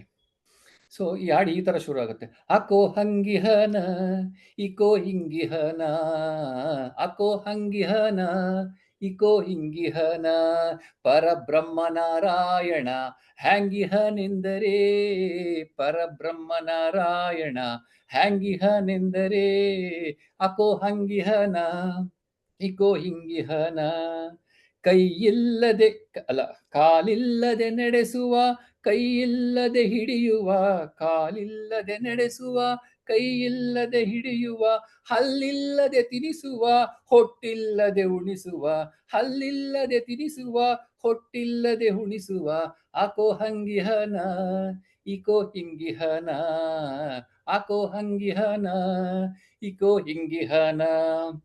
ಪರಬ್ರಹ್ಮನಾರಾಯಣ ಹ್ಯಾಂಗಿಹನೆಂದರೆ, ಪರಬ್ರಹ್ಮನಾರಾಯಣ ಹ್ಯಾಂಗಿಹನೆಂದರೆ, ಕಣ್ಣಿಲ್ಲದೆ ಕಾಣಿಸುವ, ಕಿವಿಯಿಲ್ಲದೆ ಕೇಳಿಸುವ, ಕಣ್ಣಿಗೆ ಕಾಣದಂತೆ ಒಳಗು ಹೊರಗು ತುಂಬಿರುವ, ಆಕೋ ಹಂಗಿಹನ ಇಕೋ ಹಿಂಗಿಹನ, ಆಕೋ ಹಂಗಿಹನ ಇಕೋ ಹಿಂಗಿಹನ. ಶ್ವೇತ ದೀಪದಲ್ಲಿ ಕುಳಿತು ಅನಂತ ಶಯನದಿ ಮಲಗಿಹ ಇಂತಿ ನಮ್ಮ ಪುರಂದರ ವಿಠಲನ ನೆನೆದು. ಅಂದ್ರೆ ಈ ಒಂದು ತಾತ್ಪರ್ಯ ಏನು ಅಂತ ಹೇಳೋದಾದ್ರೆ, ಎಲ್ಲಿ ನೋಡಿದ್ರು ಆ ನಮ್ಮ ಪರಬ್ರಹ್ಮ ಸ್ವರೂಪನಾದ ನಾರಾಯಣನೇ ಕಾಣ್ತಾನೆ. ನನ್ನ ಕಣ್ಣಲ್ಲಿ ಕಣ್ಣಾಗಿ, ನನ್ನ ಕಿವಿಯಲ್ಲಿ ಕಿವಿಯಾಗಿ, ನನ್ನ ಕೈಗೆ ಕೈಯಾಗಿ, ಕಾಲಿಗೆ ಕಾಲಾಗಿ. ಅಂದ್ರೆ ನಾವು ಅನ್ಕೋತೀವಿ ನಾನೇ ನಡೀತಾ ಇದ್ದೀನಿ, ನಾನೇ ಮಾತಾಡ್ತಾ ಇದ್ದೀನಿ, ಅಥವಾ ನಾನೇ ನೋಡ್ತಾ ಇದ್ದೀನಿ, ಅಥವಾ ನಾನೇ ತಿಂತಾ ಇದ್ದೀನಿ. ಇಲ್ಲಿ ಯಾವುದು ನಾನು ಅನ್ನೋ ಪದ ಯಾವ ತರ ನಮ್ಮಲ್ಲಿ ಆವರಿಸ್ಕೊಂಡ್ಬಿಟ್ಟಿದೆ ಅಂತಂದ್ರೆ, ನಾವು ಒಂಥರ ಸೆಲ್ಫ್ ಹಿಪ್ನೋಟೈಸ್ ಮಾಡ್ಕೊಂಡ್ಬಿಟ್ಟಿದೀವಿ. ಹೆಂಗೆ ಅಂತಂದ್ರೆ, ಮ್ಯಾಜಿಷಿಯನ್ ಬಂದು ಒಂದು ಈರುಳ್ಳಿ ತೋರಿಸ್ಬಿಟ್ಟು ಇದು ಆಪಲ್ ಅಂತ ಅನ್ಬೇಕು ಅಂದ್ರೆ, ನಾವು ಈರುಳ್ಳಿ ತಿಂದ್ಬಿಟ್ಟು ಆಪಲ್ ತಿಂದೆ ಅನ್ನೋ ಅಷ್ಟು ಸಂಭ್ರಮದಲ್ಲಿ ಖುಷಿ ಪಡ್ತಿರ್ತೀವಿ. ಅಂದ್ರೆ ಆ ಲೆವೆಲ್ಗೆ ನಾವು ದೇಹ ಮನಸ್ಸು ಬುದ್ಧಿ ಅನ್ನೋ ಹಿಪ್ನಟೈಸ್ ಆಗ್ಬಿಟ್ಟಿದೀವಿ. ಇಲ್ಲಿ ಪರಬ್ರಹ್ಮ ಸ್ವರೂಪನಾದ ಒಳಗಡೆ ಚೈತನ್ಯವಾಗಿ ಕುಳಿತಿದ್ದಾನೆ ಅನ್ನೋ ಪರಿಜ್ಞಾನವೂ ಇಲ್ಲ. ಅಜ್ಞಾನದಲ್ಲಿ ಎಲ್ಲ ನನಗೆ ದುಃಖ, ನನಗೆ ಈ ನೋಡ್ತಾ ಇರೋದು ನಾನೇ, ನಾನ್ ಮಾಡ್ತಾ ಇದ್ದೀನಿ, ಕರ್ತೃತ್ವ ನಂದು, ನಾನಿಲ್ಲ ಅಂದ್ರೆ ಹೇಗಾಗ್ಬಿಡುತ್ತೆ ಕೆಲಸ, ಅದು ನಾನ್ ಎಫರ್ಟ್ ಇದೆ, ನಂದಿಲ್ಲ ಅಂದ್ರೆ ಹೇಗೆ ಅನ್ನೋ ತರ ಮಾತಾಡ್ತಾ ಇರ್ತೀವಿ. ಆದ್ರೆ ಪುರಂದಾಸರಿ ಕೀರ್ತನೆ ಅಂತ ನೋಡಪ್ಪ, ನಿನ್ನ ಕಣ್ಣಾಗಿ, ನಿನ್ನ ಕಣ್ಣಲ್ಲಿ ಕಣ್ಣಾಗಿ, ನಿನ್ನ ಕಿವಿಯಲ್ಲಿ ಕಿವಿಯಾಗಿ, ನಿನ್ನ ಕಾಲಲ್ಲಿ ಕಾಲಾಗಿ, ಅಂದ್ರೆ ಹೊಳಗು ಹೊರಗು ತುಂಬಿರುವ, ಮತ್ತೆ ಶ್ವೇತಾಂಬರದಲ್ಲಿ ಅಂದ್ರೆ ಆ ಒಳಗಡೆ ತನ್ನ ಶಯನದಲ್ಲಿ ಅನಂತ ಶಯನಾಗಿ ಮಲಗಿದ್ದಾನೆ. ಆದ್ರೆ ಅವನ್ನ ಗುರುತಿಸ್ತೇವೆ, ನಾವು ಹೊರಗಡೆ ಹುಡುಕ್ತಾ ಇದೀವಿ. ಅಲ್ಲಿ ಹೋಗ್ತೀವಿ, ಶ್ರೀರಂಗಂಗೆ ಹೋಗ್ತೀವಿ, ಅಲ್ಲಿ ಹೋಗ್ತೀವಿ, ಇಲ್ಲಿ ಹೋಗ್ತೀವಿ, ಎಲ್ಲೋದ್ರೂ ಅವನಿಗೆ ಒಳಗಡೆ ಇರೋದನ್ನ ನಾವು ಮರ್ತು ಬಿಡ್ತೀವಿ. ಹೀಗೆ ಪುರಂದರದಾಸರು ಇದನ್ನ ಹೇಳ್ತಾ ಹೇಳ್ತಾ ಇದರ ಅರ್ಥ ಹೇಳ್ಬೇಕಾದ್ರೆ, ಪರಬ್ರಹ್ಮ ಸ್ವರೂಪ ಅನ್ನೋದು ನಮ್ಮ ಒಳಗಡೆ ಇದೆ, ಆದ್ರೆ ನಾವೇನ್ ಮಾಡ್ತಾ ಇದೀವಿ, ಅವನ್ನ ಹೊರಗಡೆ ಹುಡುಕ್ತಾ ಇದೀವಿ. ಅದಕ್ಕೆ ಒಂದು ಕಥೆಯ ರೂಪದಲ್ಲಿ ಹೇಳ್ಬೇಕಾದ್ರೆ, ಉತ್ತರೆಗೆ ಪರೀಕ್ಷಿತ್ ಹುಟ್ಟೋಗ್ಬೇಕಾದ್ರೆ ಅಶ್ವತ್ಥಾಮ ಬಂದ್ಬಿಟ್ಟು ದುರ್ಯೋಧನಿಗೆ ಮಾತು ಕೊಟ್ಟಿರ್ತಾನೆ. ಏನಂತ, ನಾನು ಕಡೆ ಪಾಂಡವನ ತನಕ ಯಾರನ್ನು ಬಿಡೋದಿಲ್ಲ ಅಂತ. ಆಗ ಬ್ರಹ್ಮಾಸ್ತ್ರ ಬಿಡ್ತಾನೆ. ಆಗ ಶ್ರೀಕೃಷ್ಣ ಪರಮಾತ್ಮ ತನ್ನ ಒಂದು ಚೈತನ್ಯದಲ್ಲಿ ಆ ಗರ್ಭಕ್ಕೆ ಹೋಗಿ ಆ ಪರೀಕ್ಷಿತನ್ನ ರಕ್ಷಿಸ್ತಾನೆ. ಏನೇ ರಕ್ಷಿಸಿದ್ರು ಮಗು ಹುಟ್ಟಿ ಹೊರಗಡೆ ಬಂದಾಗ ಏನಾಗುತ್ತೆ, ಅದಕ್ಕೆ ಹಳೋದಿಲ್ಲ, ಮತ್ತೆ ಸತ್ತಿರೋ ತರ ಇರುತ್ತೆ. ಆಗ ಏನ್ ಮಾಡ್ತಾನೆ, ವಶಿಷ್ಠರು ಬರ್ತಾರಲ್ಲಿ, ಇವ್ರು ಬರ್ತಾರೆ, ವೇದವ್ಯಾಸರು ಬರ್ತಾರೆ. ವೇದವ್ಯಾಸರು ಬಂದು ಏನ್ ಮಾಡ್ತಾರೆ, ಅವ್ರನ್ನ ಕೇಳಿದಾಗ ಎಲ್ಲರೂ ಹೇಳ್ತಾರೆ, ಇಲ್ಲ, ಯಾರಾದ್ರೂ ಒಬ್ಬ ಬ್ರಹ್ಮಚಾರಿ ಆದವರು ಅಂತ ಮುಟ್ಟಿದ್ರೆ ಆ ಮಗುಗೆ ಜೀವ ಬರುತ್ತೆ ಅಂತ ಹೇಳ್ತಾರೆ. ಆಗ ವೇದವ್ಯಾಸರಿಂದ 5,000 ಜನ ಶಿಷ್ಯರಿದ್ರು, ಅವರಲ್ಲಿರೋ ಕಾಮನೆಗಳಿಂದ ಯಾರು ಅವರನ್ನ ಮುಟ್ಟೋದಕ್ಕೆ ಹೋಗಲ್ಲ, ಧೈರ್ಯ ಇರಲ್ಲ. ಆಗ ಕೃಷ್ಣ ಆ ಕಡೆ ಬರ್ತಾರೆ. ಏನ್ ನಡೀತಾ ಇದೆ ಅಂತ ಕೇಳ್ತಾರೆ. ನೋಡಿ ಈ ತರ ಅಂತ ಕೃಷ್ಣ ಬಂದು ಆ ಮಗುನ ಎತ್ಕೋತಾರೆ. ಆ ಮಗು ಅಲಕ್ ಶುರು ಆಗುತ್ತೆ. ಇವ್ರು ವೇದವ್ಯಾಸರ ಶಿಷ್ಯರು ಎಲ್ರಿಗೂ ಆಶ್ಚರ್ಯ, ಏನಿದು 16,000 ಜನ ಹೆಂಡತಿ ಇರುವಂತ ಕೃಷ್ಣ ಹೇಗ್ ಬ್ರಹ್ಮಚಾರಿ ಆಗ್ತಾನೆ ಅಂತ. ಆಗ ವೇದವ್ಯಾಸರು ಹೇಳ್ತಾರೆ, ಅಲ್ಲಿ ಇವ್ರಿದ್ದಾರೆ, ಯಾರಾದ್ರು ಇನ್ನೊಬ್ರು ಋಷಿಗಳವರ ಹೆಸರು ಬರ್ತಾ ಇಲ್ಲ, ದುರ್ವಾಸಗಳಿದ್ದಾರೆ, ಅವ್ರ ಹತ್ರ ಹೋಗಿ ಕೇಳಿ ಅಂತ ಹೇಳ್ತಾರೆ. ಆಗ ಅವ್ರ ಹತ್ರ ಹೋದಾಗ ಅವ್ರು ಊಟ ಮಾಡ್ತಿರ್ತಾರೆ. ಊಟ ಮಾಡಾದ್ಮೇಲೆ ಅವರು ಎದ್ದು ಬಂದಾಗ ಅವ್ರು ಕೇಳ್ತಾರೆ, ಹೇಗಿದೆ ಸಾಧ್ಯ ಗುರುಗಳೇ, ಮುನಿಗಳೇ ಅಂದಾಗ ಅವ್ರು ಹೇಳ್ತಾರೆ, ನಾನು ಊಟ ಮಾಡಿದ ಹೇಗೆ ಸತ್ಯ ಅಲ್ವೋ ಹಾಗೆ ಅವರು ಬ್ರಹ್ಮಚಾರಿ ಅನ್ನೋದು ಸತ್ಯ ಅಂತಾರೆ. ಅಂದ್ರೆ ನಾವೇನ್ ಮಾಡ್ತಾ ಇದ್ದೀವಿ, ಹೊರಗಿನ ನೋಡ್ತಾ ಇದೀವಿ, ಒಳಗಡೆ ನೋಡ್ತಾ ಇಲ್ಲ. ಒಳಗಡೆ ಕೃಷ್ಣ ಪರಮಾತ್ಮ ಹೇಗೆ ಅಂತ ಅಂದ್ರೆ, ಆತನು ಅವತಾರ ಪುರುಷನಲ್ಲದೆ ಆತನು ಜ್ಞಾನಿ, ಬೈ ಬರ್ತ್ ಈಸ್ ಅ ಜ್ಞಾನಿ. ಅಂದ್ರೆ ಏನಿದ್ರು ಯಾವುದಕ್ಕೂ ಅಂಟುಕೊಳ್ಳದೆ, ಮತ್ತೆ ಹೇಗೆ ಹೇಳೋದು ಅಂತಂದ್ರೆ, ಯಾವುದಕ್ಕೂ ಅಂಟುಕೊಳ್ಳದೆ ಎಲ್ಲವನ್ನು ಧರ್ಮದ ಆದಿಯಲ್ಲಿ ನಡೆಸುವಂತ ಒಂದು ಒಬ್ಬ ಭಗವಾತ್ಮನ ಒಂದು ನಮ್ಗೆಲ್ಲ ಒಂದು ಮಾರ್ಗದರ್ಶನ ಅಥವಾ ಹೇಳ್ಬೋದು, ಅಥವಾ ಒಂದು ದಾರಿದೀಪ ಅಂತ ಹೇಳ್ಬೋದು. ಈ ನಿಟ್ಟಲ್ಲಿ ನೋಡೋದಾದಾಗ ಪರಬ್ರಹ್ಮ ಸ್ವರೂಪ ಅನ್ನೋನು ಎಲ್ಲಾ ಕಡೆ ಇದ್ದಾನೆ. ಅದೇ ಪರಬ್ರಹ್ಮನೇ ಒಳಗೂ ಇದ್ದಾನೆ, ಹೊರಗೂ ಇದ್ದಾನೆ ಅಂತ ಅನ್ನೋದನ್ನ ಹೇಳೋದಕ್ಕೆ ಈ ಕಥೆಯನ್ನು ತಗೊಂಡೆ ನಾನು. ಇನ್ನು ಉದಾಹರಣೆ ಹೇಳ್ಬೇಕು ಅಂತಂದ್ರೆ, ನಾವು ಯಾವಾಗ್ಲೂ ನಾನ್ ಮಾಡದೆ ಅಂತ ಅಹಂಕಾರದಿಂದ ಕ್ಲೇಮ್ ಮಾಡ್ತೀವಿ ಹೊರತು ಭಗವಂತನ ಇರುವಿಕೆಯಲ್ಲಿ ಅದು ನಡೀತಾ ಇದೆ. ಈಗ ನಮ್ಮ ಗುರುಜಿ ಹೇಳ್ತಾರೆ ಕಾಫಿ ನೀನ್ ಮಾಡದ ಅಂತ. ಅದೆಷ್ಟು ಚೆನ್ನಾಗಿದೆ ಎಕ್ಸಾಂಪಲ್ ಅಂತಂದ್ರೆ, ಕಾಫಿ ನಾನು ಮಾಡ್ದ ಮುಂಚೆ ಗುರುಜಿ ಹತ್ರ ಬರಕ್ ಮುಂಚೆ ಕಾಫಿ ನಾನೇ ಮಾಡಿದೆ ಅಂತ ಹೇಳ್ತಾ ಇದ್ವಿ. ಈಗ ಬಂದ್ಮೇಲೆ ಕಾಫಿ ನಾನಲ್ಲಪ್ಪ, ನಾನು ಕುತ್ಕೊಳ್ಳೋದು ನಿಂತ್ಕೊಳ್ಳೋದೆಲ್ಲ ಅವನೇ ಆಗ್ಬಿಟ್ಟಿದ್ದಾನೆ ಅಂತಾಗಿದೆ. ಇವ್ರು ಹೇಳ್ತಾರೆ, ಕಬೀರ್ ದಾಸರು ಒಂದು ಒಳ್ಳೆ ಕವನ ಇದು ಬರುತ್ತೆ, ನೆನಪಾಗುತ್ತೆ. ಕಬೀರ್ ದಾಸರು ಹೇಳ್ತಾರೆ, ನೋಡಿ ನಾನು ಮಾತಾಡೋ ಮಾತೆಲ್ಲ ರಾಮನ ಭಜನೆ, ನಾನು ತಿನ್ನೋ ಊಟ ರಾಮನ ನೈವೇದ್ಯ, ನಾನು ನಡೆಯೋ ನಡಿಗೆ ರಾಮನ ಪ್ರದಕ್ಷಿಣೆ, ನಾನು ಒಲೆಯೋ ಅಂತ ಬಟ್ಟೆ ಇದೆಯಲ್ಲ ಅದು ರಾಮನ ಬಟ್ಟೆ. ಅವರು ಸಂತೆಗೆ ಹೋಗಿ ಮಾರ್ಬೇಕಾದ್ರೂ ಹೇಳ್ತಾರಂತೆ, ನೋಡು ಇದು ರಾಮನ ಬಟ್ಟೆ, ರಾಮನಿಗೋಸ್ಕರ ಮಾಡಿರೋದು, ಜೋಪಾನವಾಗಿ ಹಾಕು ಅಂದ್ರೆ ಅವನನ್ನ ಎಲ್ಲಾ ಕಡೆ ಎಲ್ಲದರಲ್ಲೂ ನೋಡ್ಬೋದು. ಆ ಒಂದು ಪರಬ್ರಹ್ಮ ಸ್ವರೂಪ ಬಂದಾಗ ನಮ್ಗೇನಾಗುತ್ತೆ, ಜೀವ ಜಗತ್ತು ಈಶ್ವರ ಎಲ್ಲವೂ ಪರಬ್ರಹ್ಮ ಸ್ವರೂಪವಾಗಿ ಕಾಣುತ್ತೆ. ಇದು ಈ ಒಂದು ಪುರಂದರದಾಸರ ಕೀರ್ತನೆಯ ಒಂದು ಸಾರಾಂಶ ಅಂತ ಹೇಳ್ತೀನಿ. ಮತ್ತೆ ನನಗೆ ಇನ್ನೊಂದು ಯಾರು ಹರಿಯರು ನಮ್ಮೂರ ಅಂತ ಇನ್ನೊಂದು ಪುರಂದರದಾಸರ ಇದು ಕೊಟ್ಟಿದ್ದಾರೆ ಕವನ. ಅದನ್ನ ನಾನು ಹೇಳ್ತೀನಿ, ಆಡಕ್ ಬರಲ್ಲ. ಯಾರು ಹರಿಯರು ನಮ್ಮೂರು, ಹರಿದಾಸರುರುವ ನಮ್ಮೂರು, ಅಂಡದ ತುದಿಯಲ್ಲಿ ನಮ್ಮೂರು, ಅದು ಕಂಡವರಿಲ್ಲ ನಮ್ಮೂರು, ಕಣ್ಣಿಗೆ ಕಾಣದು ಒಂದು ನಿಮಿಷ, ಅಂದು ಕಂಡವರಿಲ್ಲವ ನಮ್ಮೂರು, ದಂಡೆ ಕಾಣದು ನಮ್ಮೂರು, ಮಂಡೆ ಸ್ಥಳವೇ ನಮ್ಮೂರು, ಬೈಲಿಗೆ ಬೈಲೇ ನಮ್ಮೂರು, ಅದು ಬೈಲಿಗೆ ಬ್ರಹ್ಮನೇ ನಮ್ಮೂರು, ಭಯ ಹಾರನೇ ನಮ್ಮೂರು, ಅದು ಭಯ ಹರವೇ ನಮ್ಮೂರು, ಪರಾತ್ಪರವೇ ನಮ್ಮೂರು, ಅದೇ ಪರದೇಶಗಳಿಲ್ಲವೇ ನಮ್ಮೂರು, ಪುರಂದರ ವಿಠಲ ಅಲ್ಲಿ ಪುರಂದರದ ಪೂರ್ಣಾನಂದನೇ ನಮ್ಮೂರು, ಅಲ್ಲಿ ಪುರಂದರ ವಿಠಲನೇ ನಮ್ಮೂರು. ಅಂದ್ರೆ ಒಂದು ವಾರದಲ್ಲಿ ಹೇಳ್ಬೇಕಾದ್ರೆ ಅಲ್ಲಿದೆ ನಮ್ಮನೆ, ಇಲ್ಲಿ ಬಂದೆ ಸುಮ್ಮನೆ ಅಂತ ಹೇಳ್ಬಹುದು ನಾವು. ಅಂದ್ರೆ ಇಲ್ಲಿ ಇದು ನನ್ನೂರು ಅಥವಾ ನಾನು ಪರದೇಶದಲ್ಲಿ ಇದ್ದೀನ ನನ್ನೂರು ಅಂತ ಹೇಳಕ್ಕೆ ಆಗಲ್ಲ. ಯಾಕಂದ್ರೆ ನಾನು ಇಲ್ದೇ ಇರೋ ಸ್ಥಳನೇ ಇಲ್ಲ. ಎಲ್ಲವೂ ನಾನೇ ತುಂಬಿರುವಾಗ ನಾನು ಇಂಡಿಯಾದಲ್ಲಿ ಇದ್ದೀನಿ ಆತ್ಮನಾಗಿ, ನಾನು US ಅಲ್ಲಿ ಇಲ್ಲ ಅಂತ ಹೇಳಕ್ಕಾಗಲ್ಲ. ಅಂದ್ರೆ ಅವನು ಪ್ರಪಂಚದಾದ್ಯಂತ ಅವನೇ ಪ್ರಸರಣೆ ಆಗಿರುವಾಗ ನಾನು ಒಂದು ಬಾಡಿ ಐಡೆಂಟಿಫೈ ಮಾಡ್ಕೊಂಡಾಗ ಏನಾಗುತ್ತೆ, ನಾನು ಲಿಮಿಟೆಡ್ ಆಗ್ಬಿಡ್ತೀನಿ. ಅದನ್ನ ಬಿಟ್ಟು ನಾನು ಯಾವಾಗ ಅನ್ಲಿಮಿಟೆಡ್ ಆಗ್ತೀನಿ, ಯಾವಾಗ ನಾನು ಚೈತನ್ಯದಲ್ಲಿ ಇರ್ತೀನೋ ಆಗ ನಾನು ಅನ್ಲಿಮಿಟೆಡ್ ಆಗ್ತೀನಿ. ಆವಾಗ ಎಲ್ಲವೂ ನಾನಾಗ್ತೀನಿ. ಇದು ಹೆಂಗೆ ಅಂತಂದ್ರೆ, ಕನ್ನಡಿ ಮುಂದೆ ನಿಂತ್ಕೊಂಡು ನಾನೇ ನೋಡ್ಕೊಂಡಾಗೆ ಇಲ್ಲಿ ಎಲ್ಲರೂ ನೋಡುವಂತಹ ಒಂದು ನಿಟ್ಟಲ್ಲಿ. ಇಷ್ಟು ಹೇಳಿ ನನ್ನ ಒಂದು ಸೆಷನ್ ಮುಗಿಸ್ತೀನಿ. ಹರಿ ಓಂ ತತ್ಸತ್, ಶ್ರೀ ಗುರುಭ್ಯೋ ನಮಃ. ಬಹಳ ಸುಂದರವಾಗಿ ಹೇಳಿದ್ರಿ ಸಂತೋಷ್ ಅವರೇ. ಕಿವಿಯಾಗಿ, ನಾಲಿಗೆ ಆಗಿ, ಕಣ್ಣಾಗಿ, ಉಸಿರಾಗಿರೋನು ಆ ಪರಬ್ರಹ್ಮ ಅಂತ. ಈ ಪರಬ್ರಹ್ಮ ಎಲ್ಲಾ ಕಡೆ ಒಂದಾಗ್ಬಿಟ್ಟು ನಾವು ಜೀವನ ಮಾಡ್ತಾ ಹೇಗ್ರಿಯಪ್ಪ? ಜೀವನ ಮಾಡ್ತಾ ಇದೀವಲ್ಲ ಗುರುಜಿ, ಅದೇ ನೀವು ಮಾಡ್ತಾ ಇದೀರಲ್ಲ. ಈಗ ನಿಮ್ಮ ನೋಡಿ ನಾವು ಮಾಡ್ತಾ ಇದೀವಿ. ಈಗ ನಮ್ಗೆ ಪರಬ್ರಹ್ಮ ಬೇರೆ ಇದಾನೆ ಅಂತಾನೆ ಗೊತ್ತಿರ್ಲಿಲ್ಲ. ನಾವೆಲ್ಲೋ ದೇವಸ್ಥಾನದಲ್ಲಿ ಗುಡಿಯಲ್ಲಿ ಇದ್ದಾನೆ ಅಂತ ವ್ರತಗಳನ್ನ ನಿಯಮಗಳನ್ನ ಮಾಡ್ಕೊಂಡು ಬಂದಾಗ ನೀವು ಸಿಕ್ಕಿದ್ರಿ. ಆ ಒಂದು ನಾವೆಲ್ಲ ಇಷ್ಟು ಅದೃಷ್ಟ ಮಾಡಿದೀವಿ ಅಂತಂದ್ರೆ ನಿಮ್ಮದು ಗುರು ಪಡೆಯಕ್ಕೆ. ನೀವು ಜಸ್ಟ್ ನೋಡಪ್ಪ ಇಲ್ಲಿ ಲೈಟ್ ಇದೆ, ಸ್ವಿಚ್ ಹಾಕೊಳ್ಳಿ ಅಂತ ಹೇಳಿದ್ರಿ. ಸ್ವಿಚ್ ಹಾಕಿದ ತಕ್ಷಣ ಗೊತ್ತಾಯ್ತು ಅಲ್ಲಿ ಇರೋದೇ ಅವನು ಅಂತ. ಕತ್ಲೆಯಲ್ಲಿ ಬದುಕ್ತಾ ಇದ್ವಿ, ಆ ಕತ್ಲೆನ ಓಡಿಸಿದ್ರಿ. ಅಂದ್ರೆ ಪರಬ್ರಹ್ಮ ಎಲ್ಲಾ ಕಡೆ ಜೀವನದಲ್ಲಿ ಏನ್ ಬದಲಾವಣೆ ಆಗುತ್ತೆ ಅಪ್ಪ? ಪರಬ್ರಹ್ಮ ಎಲ್ಲ ಕಡೆ ಇರುವಾಗ ಏನಾಗುತ್ತೆ ಅಂತಂದ್ರೆ ಬರೀ ಬದಲಾವಣೆ ಗುರುಜಿ. ಇವಾಗ ನಾನು ವ್ಯಾಪಾರ ಮಾಡೋಣಾದ್ರೆ ವ್ಯಾಪಾರದಲ್ಲಿ ಹೋದ್ರು ಅದೇ ಭಗವಂತನ ನೋಡ್ತೀನಿ. ನನ್ನ ಹತ್ರ ಬರುವಂತ ಪ್ರತಿಯೊಬ್ಬನು ಭಗವಂತನಾಗೆ ನೋಡ್ತೀನಿ. ನಾನು ಎಣಿಸೋ ದುಡ್ಡಲ್ಲೂ ಭಗವಂತನ ನೋಡ್ತೀನಿ. ನಾನು ನಡೆಯಲು ಭಗವಂತನ ನೋಡ್ತೀನಿ. ಅವಲ್ಲಿ ದುಃಖ ಅನ್ನೋದೇ ಇಲ್ಲ. ಎಲ್ಲವೂ ಸುಖ, ಆನಂದ, ಸಂತೋಷ, ಸಚ್ಚಿತಾನಂದ. ವ್ಯಾಪಾರದಲ್ಲಿ ಎಲ್ಲವೂ ಭಗವಂತ ಬಿಟ್ಟಿಲ್ಲ, ಟೋಪಿ ಹಾಕ್ಬಿಡ್ತಾರಲ್ಲಪ್ಪ. ಇಲ್ಲ ಗುರುಜಿ, ಆತರ ಅಲ್ಲ. ಟೋಪಿ ಹಾಕೋದು ಅಂತಂದ್ರೆ ವ್ಯವಹಾರ ಮಾಡ್ಬೇಕಾದ್ರೂ ಅಲ್ಲಿ ಹೇಗಾಗುತ್ತೆ ಅಂತಂದ್ರೆ ನಾನು ವ್ಯವಹಾರ ಮಾಡ್ತಾ ಇದ್ದೀನಿ ಅನ್ನೋ ಕರ್ತೃತ್ವ ಇಲ್ಲ. ಮಾಡ್ತಾ ಇದ್ದೀನಿ ವ್ಯವಹಾರ. ಈಗ ನನ್ನ ಹೊಟ್ಟೆ ತುಂಬಬೇಕು, ನನಗೆ ಏನ್ ಬೇಕೋ ಅಷ್ಟು ವ್ಯವಹಾರ ಮಾಡ್ತೇನೆ. ಅಲ್ಲಿ ಧರ್ಮ ಬಿಟ್ಟು ಬೇರೆ ಇಲ್ಲ. ವೆರಿ ಗುಡ್, ಬಹಳ ಸಂತೋಷ, ವೆರಿ ನೈಸ್.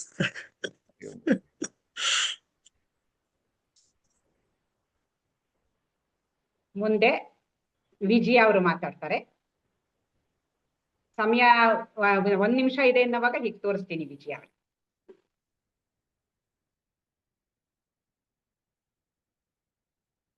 ಎಲ್ಲ ಆತ್ಮಜ್ಯೋತಿಗಳಿಗೂ ನನ್ನ ಸಾಷ್ಟಾಂಗ ನಮಸ್ಕಾರಗಳು. ನನ್ನ ಪ್ರೀತಿಯ ಗುರುಗಳಾದ ಅರ್ಚನಾ ಪ್ರಭುಜಿ ಅವರಿಗೆ ನನ್ನ ಅನಂತ ಕೋಟಿ ನಮಸ್ಕಾರ. ಈ ದಿನ ನನಗೆ ಉಪಭೋಗ ಬಂದಿರೋದು. ಅವ್ರದ್ದು ವಿಡಿಯೋ ಬರ್ಬೇಕು, ವಿಡಿಯೋ ಕಾಣ್ತಾ ಇಲ್ಲ. ಯಾವ್ದು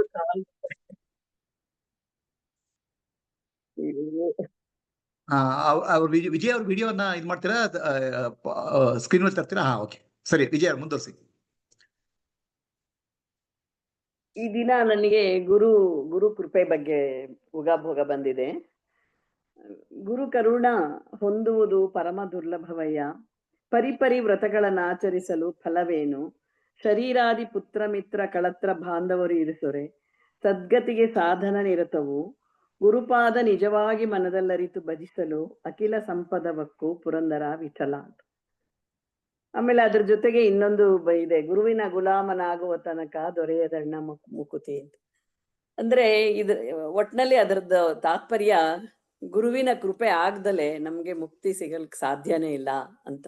ಗುರುವಿನ ಕೃಪೆ ಅನ್ನೋದು ಅಷ್ಟೊಂದು ಅಪಾರ, ಅವನ ಕರುಣೆ ಇರಬೇಕು ಅಂತ. ನಾವೇನು ಪರಿಪರಿ ಶಾಸ್ತ್ರ ಓದಿದ್ರೇನು, ಜಪಮಣಿ ಎಣಿಸಿ ಜಪ ಮಾಡಿದ್ರೇನು, ವಿಭೂತಿ ಎಲ್ಲ ಇಟ್ಕೊಂಡು ನಾವು ಜಪಮಣಿ ಎಣಿಸಿದ್ರು ಏನು ಪ್ರಯೋಜನ ಇಲ್ಲ ಅಂತ ಹೇಳ್ತಾರೆ.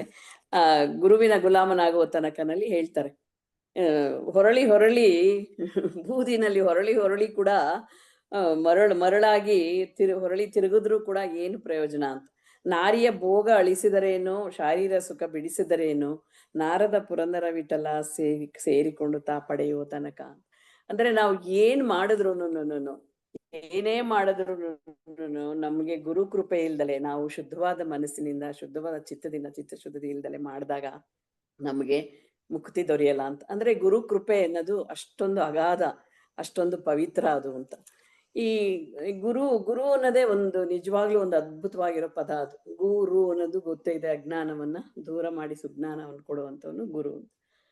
ಗುರುಗ್ ಸಮನಾಗಿರೋ ದೇವ್ರೇ ಇಲ್ಲ, ಗುರುಗ್ ಸಮನಾಗಿರೋ ವಸ್ತು ಕೂಡ ಇಲ್ಲ. ಗುರುಗೆ ನಮಸ್ಕರಿಸದಲೇ ಇರೋ ಮಹಾತ್ಮರೇ ಇಲ್ಲ. ಗುರು ನಮ್ಗೆ ಈ ಅಜ್ಞಾನ ಅನ್ನೋದು ನಮ್ಮ ಶತ್ರು ಮತ್ತು ಮೃತ್ಯು ಕೂಡ ಅದು. ಈ ಅಜ್ಞಾನ ಅನ್ನೋದನ್ನ ನಾಶ ಮಾಡೋನೇ ಗುರು. ಈ ಜಪ ತಪ ಪೂಜೆ ಹೋಮ ದಾನ ತಪಸ್ಸು ಯಾವುದ್ರಿಂದನೂ ಕೂಡ ನಮ್ಮ ಈ ಕರ್ಮಪಾಶ ಆಗ್ಲಿ ಭವಬಂಧನ ಆಗ್ಲಿ ಹೋಗಕ್ಕೆ ಸಾಧ್ಯ ಇಲ್ಲ. ನಮಗೆ ಗುರು ಕೃಪೆಯಿಂದ ಮಾತ್ರನೇ, ಗುರುವಿನ ಉಪದೇಶದಿಂದ ನಾವು ಗುರುವನ್ನ ಅರಿತು ಆ ಉಪದೇಶಗಳನ್ನ ನಾವು ಸಾಧನೆ ಮಾಡಿದಾಗ್ಲೇನೆ ನಮ್ಗೆ ಮುಕ್ತಿ ದೊರೆಯೋದು ಅಂತ ನಮ್ಮ ಉಗಾಭೋಗದ ಅರ್ಥ ಅಂತ ತಿಳ್ಕೊಂಡಿದ್ದೀನಿ ನನ್ನ ಒಂದು ತಿಳುವಳಿಕೆನಲ್ಲಿ ಗುರುನ ನಾನು ಯಾವಾಗಲೂ ತಾಯಿಗೆ ಹೋಲಿಸ್ಕೊಳ್ತೀನಿ. ಹೇಗೆ ತಾಯಿ ತನ್ನ 1-2-3 ಮಕ್ಳಿರ್ಬೋದು, 4 ಮಕ್ಳಿರ್ಬೋದು, ಒಬ್ಬೊಬ್ಬ ಮಕ್ಳು ಒಂದೊಂದ್ ತರ ಇರ್ತಾರೆ. ಆ ಮಕ್ಳುಗಳಿಗೆ ಅನುಗುಣವಾಗಿ ಆ ಮಕ್ಕಳುಗಳನ್ನ ಅವಳು ನೋಡ್ಕೊಳ್ತಾಳೆ. ಒಂದ್ ಮಗು ಖಾರ ಇರುತ್ತೆ, ಒಂದ್ ಮಗುಗ್ ಸಪ್ಪೆ ಕೊಡ್ಬೇಕು, ಒಂದ್ ಮಗುಗ್ ಇದು ಏನೋ ಆತರ. ಗುರುಗೂ ಅಷ್ಟೇ ಚೆನ್ನಾಗ್ ಗೊತ್ತಿರುತ್ತೆ ಯಾರ್ಯಾರಲ್ಲಿ ಏನೇನು, ಅವ್ರದ ಪೊಟೆನ್ಶಿಯಲ್ ಏನು, ಅವ್ರ ಡ್ರಾಬ್ಯಾಕ್ ಏನು, ಅವ್ರ ವೀಕ್ನೆಸ್ ಏನು ಎಲ್ಲ ಗೊತ್ತಿರುತ್ತೆ. ಅದಕ್ಕೆ ಅನುಗುಣವಾಗಿ ಗುರು ಎಷ್ಟು ಚೆನ್ನಾಗಿ ತೀಡಿ ಅವ್ರನ್ನ ಎಷ್ಟು ಚೆನ್ನಾಗಿ ಸಾಧನೆಗೆ ನಿರತರಾಗುವಂಗೆ ಮಾಡಿ ಅವ್ರನ್ನ ಮುಕ್ತಿಯ ಪಥಕ್ಕೆ ಕರೆದೊಯ್ತಾರೆ. ಆ ಜ್ಞಾನನ ಕೊಟ್ಟು ಜೀವನ ಸುಧಾರಣೆ ಆಗುತ್ತೆ. ಗುರು ಅಂದ್ರೆ ನನಗೆ ಯಾವಾಗ್ಲೂ ನಮ್ಮ ಗುರುಗಳು ನೋಡಿದ್ರು ಅಷ್ಟೇ. ನಮ್ಮ ನರಸಿಂಹ ಪ್ರಭುಜಿ ನೋಡೋ ನನ್ನ ತಾಯಿ ತರ, ನನಗೊಂಥರ ರಾಜೇಶ್ವರಿ ಅಮ್ಮನ್ ತರ ಕಾಣಿಸ್ತಾರ ಅವರು. ಅದೇ ಒಂಥರ ಅಷ್ಟೊಂದು ನಿಷ್ಕಲ್ಮಶವಾಗಿ ಗುರು ಪ್ರೀತಿಸ್ತಾನೆ ಶಿಷ್ಯರನ್ನ. ತಾಯಿ ಅಂದ್ರೇನೆ ಮಮತೆ, ಕರುಣೆ, ಪ್ರೀತಿ, ದಯೆ ಎಲ್ಲ ಇರುತ್ತೆ. ಅದೇ ಫೀಲಿಂಗು ಗುರುಗೆ ಶಿಷ್ಯರ ಬಗ್ಗೆ ತುಂಬಾ ಇರುತ್ತೆ. ಅದಕ್ಕೆ ಅದರಲ್ಲಿ ಒಂದು ಚಿಕ್ಕದೊಂದು ಉಪಕಥೆ ಇರುತ್ತೆ. ಈ ದೌಮ್ಯ ಮುನಿಗಳು ಒಂದು ಗುರುಕುಲ ನಡೆಸ್ತಾ ಇರ್ತಾರೆ. ಅದಕ್ಕೆ ಉಪಮನ್ಯು ಅನ್ನೋದು ಒಬ್ಬ ಬಾಲಕ ಇರ್ತಾನೆ. ಅವನಿಗೆ ಏನ್ ಕೆಲಸ ಕೊಟ್ಟಿರ್ತಾರೆ ಅಂದ್ರೆ ದಿನ ಹಸುಗಳನ್ನ ಕಾಯ್ಕೊಂಡು ಬೆಳಗ್ಗೆ ಹೋಗಿ ಸಂಜೆ ಬರೋದು. ಅವನ್ನ ಗುರುಗಳು ಕೇಳ್ತಾರೆ, ನೀನ್ ಹಸುವಾದ್ರೆ ಏನಪ್ಪ ಮಾಡ್ತೀಯಾ ಅಂತ. ನಾನು ಹತ್ತಿರದ ಹಳ್ಳಿಗೆ ಹೋಗಿ ಭಿಕ್ಷೆ ಬೇಡಿ ತಿಂತೀನಿ ಅಂತ ಹೇಳ್ತಾನೆ. ಅದಕ್ಕೆ ಗುರು ಕೇಳ್ತಾರೆ, ನನ್ನ ಅಪ್ಪಣೆ ಇಲ್ದಲೆ ನೀನ್ ಹೇಗ್ ತಿಂತೀಯಾ ಅಂತ. ಸರಿ ಅಂತ ಪಾಪ ಅದನ್ನು ಬಿಟ್ಬಿಡ್ತಾನೆ. ಇನ್ ಸ್ವಲ್ಪ ದಿನ ಬಿಟ್ಟು ಗುರು ಕೇಳ್ತಾರೆ, ಹಸುವಾದ್ರೆ ಏನ್ ಮಾಡ್ತೀಯಾ ಅಂತ. ನಾನು ಹಸುವಿನ ಹಾಲು ಕುಡಿತೀನಿ ಅಂತ. ಅಯ್ಯೋ ನೀನು ನನ್ನ ಅಪ್ಪಣೆ ಇಲ್ದಲೆ ನೀನ್ ಹೇಗ್ ಕುಡಿತೀಯಾ ಅಂತಾರೆ. ಪಾಪ ಅದನ್ನು ಬಿಟ್ಬಿಡ್ತಾನೆ. ಅವನಿಗೆ ತುಂಬಾ ಹಸುವಾದಾಗ ಅಲ್ಲಿ ಸಿಗುವಂತ ಹಣ್ಣು, ಕಾಯಿ, ಎಲೆ, ಇದು ಏನೇನ್ ಸಿಗುತ್ತೋ ಅದೆಲ್ಲ ತಿಂತಾ ಇರ್ತಾನೆ. ಒಂದಿನ ಏನಾಗುತ್ತೆ, ಅವನಿಗೆ ಅದೇನ್ ತಿಂದಿದ್ದಕ್ಕೂ ಕಣ್ಣು ಕಾಣಿಸ್ದಂಗೆ ಆಗ್ಬಿಡುತ್ತೆ. ಅಲ್ಲೊಂದು ಹಾಳ್ಬಾವಿ ಇರುತ್ತೆ, ಅದ್ರಲ್ಲಿ ಬಿದ್ದೋಗ್ತಾನೆ. ಆಗ ಗುರುಗಳಿಗೆ ಒಂಥರ ಏನ್ ಮಗು ಬರ್ಲೇ ಇಲ್ವಲ್ಲ, ಸಾಯಂಕಾಲ ಆಯ್ತು ಅಂದ್ಬಿಟ್ಟು ಗುರುಗಳು ಅವನ್ನ ಹುಡ್ಕೊಂಡ್ ಬರ್ತಾರೆ. ನೋಡ್ದಾಗ ಅಲ್ಲಿ ಬಿದ್ದೋಗಿರ್ತಾನೆ. ಆಗ ಗುರುಗಳು ಹೇಳ್ತಾರೆ, ಅಶ್ವಿನಿ ದೇವತೆಗಳನ್ನ ಪ್ರಾರ್ಥಿಸು ಅಂದ್ಬಿಟ್ಟು ಅವನಿಗೆ ಮಂತ್ರ ಹೇಳಿರ್ಬೋದೇನೋ ಬಹುಶಃ.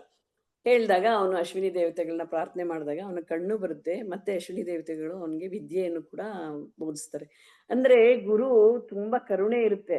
ಕೆಲವು ಸರ್ತಿ ಅವನಿಗೆ ಧೈರ್ಯ ಸ್ಥೈರ್ಯ ಸಹನೆ ಬರಕ್ಕೋಸ್ಕರ ಕೆಲವು ಪರೀಕ್ಷೆಗಳನ್ನು ಕೂಡ ಗುರುಗಳು ಒಡ್ಡಿ ಆ ತರ ಮಾಡಿ ಆ ಶಿಷ್ಯನ ಒಂದು ಒಳಿತಿಗೆ ಅವನ ಮುಂದಿನ ಮಾರ್ಗದರ್ಶನಕ್ಕೆ ತುಂಬಾ ಈ ತರ ಎಲ್ಲ ಸಹಾಯ ಮಾಡ್ತಿರ್ತಾರೆ. ಈ ಗುರು ಅಲೌಕಿಕ ಜ್ಞಾನದಲ್ಲೂ ಕೂಡ ಗುರುಗಳು ಇರ್ತಾರೆ, ಲೌಕಿಕ ಜ್ಞಾನ ವಸ್ತುಗಳ ಜ್ಞಾನ ಇರ್ತಾರೆ. ಕೆಲವು ಸತಿ ಸದ್ಗುರು ಆದ್ರೆ ಅವರು ವೇದಾಂತದಲ್ಲಿರೋ ಆತ್ಮ ಜ್ಞಾನನ ಉಪದೇಶ ಮಾಡಿ ಮುಕ್ತಿಯ ಮಾರ್ಗನ ತೋರಿಸ್ತಾರೆ, ಅವ್ರನ್ನೇ ಸದ್ಗುರು ಅಂತೀವಿ. ಗುರುಗಳು ಅಂದ್ರೆ ಬೇಕಾದಷ್ಟು ಎಲ್ಲರೂ ಗುರುಗಳೇ ಆಗ್ತಾರೆ. ನಿಜ ಹೇಳ್ಬೇಕು ಅಂತಂದ್ರೆ ನಾವು ಎಷ್ಟು ಗುರುಗಳನ್ನ ನೋಡಿದೀವಿ. ನಾವು ಸ್ಕೂಲ್ನಲ್ಲಿ ಓದ್ಬೇಕಾದ್ರೆ ಎಷ್ಟೊಂದು ಗುರುಗಳು, ನಮ್ಗೆ ಎಷ್ಟೋ ಸಂದರ್ಭಗಳಲ್ಲಿ ನಮಗೆ ತಿಳುವಳಿಕೆ ಕೊಟ್ಟಿರೋರು ಅವರು ಗುರುಗಳು, ತಾಯಿ ಮೊದಲನೇ ಗುರು. ಈ ತರ ಗುರುಗಳು ತುಂಬಾನೇ ಜನ ಸಿಗ್ತಾರೆ. ಎಲ್ಲರೂ ಗುರುಗಳೇನೆ. ಯಾರು ನಮಗ್ ತಿಳುವಳಿಕೆ ಕೊಡ್ತಾರೆ ಅವರು ಕೂಡ ಗುರುಗಳೇನೆ. ಆದ್ರೆ ಸದ್ಗುರು ಮಾತ್ರ ನಮ್ಮಲ್ಲಿರೋ ಈ ನಮ್ಮ ಎಲ್ಲ ವಿಕಾರಗಳನ್ನ ತೆಗೆದು ನಮ್ಮ ಮನಸ್ಸು ಶುದ್ಧಿ ಮಾಡಿ ನಮ್ಮನ್ನ ಸಾಧನೆಗೆ ಪ್ರೇರೇಪಿಸಿ ನಮ್ಮ ಜ್ಞಾನವನ್ನು ಹರಿಸಿ ಈ ಎಲ್ಲದಕ್ಕೂ ನಮ್ಮನ್ನ ಒಳ್ಳೆಯ ಉತ್ತಮವಾದ ಜೀವನ ಮಾಡುವಂಥದಕ್ಕೆ ಏನು ಧರ್ಮ ಮಾರ್ಗ ಏನಿರುತ್ತೆ, ಈ ಧರ್ಮ ಅರ್ಥ ಕಾಮ ಮೋಕ್ಷ ಅಂತ ಏನಿರುತ್ತೆ ಫಸ್ಟ್ ಅದನ್ನ ತೋರಿಸ್ತಾರೆ. ಏನೇ ಮಾಡೋದು ಧರ್ಮ ಮಾರ್ಗದಲ್ಲಿ ನಡಿಬೇಕು, ಅರ್ಥನ ಧರ್ಮ ಮಾರ್ಗದಲ್ಲಿ, ಕಾಮ ಆಗ್ಲಿ ಮೋಕ್ಷ ಆಗ್ಲಿ ಎಲ್ಲ ಅದ ಚತುಷ್ಟಯ ಅಂತಾರಲ್ಲ, ಸಾಧನ ಚತುಷ್ಟಯನ ಹೇಳಿ ಅದಕ್ಕೆ ಮೊದಲು ಶಮಾಧಮ ತಿತಿಕ್ಷ ಎಲ್ಲವನ್ನು ಕೊಟ್ಟು ABCD ತರ ಅಲ್ಲಿಂದ ನಮ್ಮನ್ನ ನಮ್ಮ ಗುರುಗಳು ಹೇಗೆ ರೆಡಿ ಮಾಡಿದ್ದಾರೆ ಆ ತರ ಮಾಡಿ ಸಾಧನೆಗೆ ಅಣಿ ಮಾಡ್ತಾರೆ ಶಿಷ್ಯರನ್ನ. ಗುರುಗಳ ಮಹಿಮೆನ ಹೇಳಕ್ಕೆ ಅದೊಂಥರ ಸಮುದ್ರ ಇದ್ದಂಗೆ, ಅದನ್ನ ವರ್ಣಿಸಕ್ ಆಗದೇ ಇಲ್ಲ. ಎಲ್ಲರಿಗೂ ಅವ್ರವ್ರ ಗುರುಗಳು ಇದ್ದೇ ಇರ್ತಾರೆ. ಎಲ್ಲಾ ಜಗತ್ತು ಗುರು ಇರೋದು ಕೃಷ್ಣ ಇರ್ಬೋದೇನೋ, ಕೃಷ್ಣ ಈ ಜಗದ್ಗುರು ಇರ್ಬೇಕು. ಈ ಶರಣರು ಗುರುಗಳನ್ನ ಒಂಥರ ವರ್ಣಿಸ್ತಾರೆ. ಈ ಮಡಕೆ ಮಾಡುವಡೆ ಮಣ್ಣೆ ಮೊದಲು, ತೊಡಿಕೆ ಮಾಡುವಡೆ ಹೊನ್ನೆ ಮೊದಲು, ಶಿವಪಥವ ಅರಿವೊಡೆ ಗುರುವೇ ಮೊದಲು ಅಂತ. ಇದು ಒಡವೆಗಳು ಮಾಡ್ಬೇಕಾದ್ರೆ ಚಿನ್ನ ಬೇಕು, ಮಡಕೆ ಮಾಡ್ಬೇಕಾದ್ರೆ ಮಣ್ಣು ಬೇಕು, ಆದ್ರೆ ಶಿವನ ಪಥ ನಮಗ್ ಗೊತ್ತಾಗ್ಬೇಕು ಅಂದ್ರೆ ಗುರುನೇ ಬೇಕು ಅಂತ. ಗುರು ನಮ್ಗೆ ಆ ದಾರಿನ ತೋರಿಸ್ತಾರೆ ಅಂತ. ಅದು ಇನ್ನೂ ಒಂದು ಹೇಳ್ತಾರೆ, ನೀನೊಲಿದರೆ ಕೊರಡು ಕೊನುವುದಯ್ಯ, ವಿಷವು ಅಮೃತವಾಗುವುದು, ಬರಡು ಹಯನವಾಗುವುದು, ಸಕಲ ಪಡಿ ಪದಾರ್ಥವೂ ಇರುವುದು. ಅಂದ್ರೆ ಗುರುವಿನ ಕೃಪೆಯಿಂದ ವಿಷ ಕೂಡ ಅಮೃತ ಆಗುತ್ತೆ, ಒಂದು ಬರಡು ಹಸು ಕೂಡ ಹಾಲು ಕೊಡುತ್ತೆ, ಕೊರಡು ಕೂಡ ಕೊನರುತ್ತೆ. ಅಂದ್ರೆ ಗುರು ಕೃಪೆ ಅಷ್ಟೊಂದು, ಗುರುಗೆ ಶಕ್ತಿ ಇರುತ್ತೆ, ಅಷ್ಟೊಂದು ಅವರ ಒಂದು ಮಹಿಮೆ ಅದು.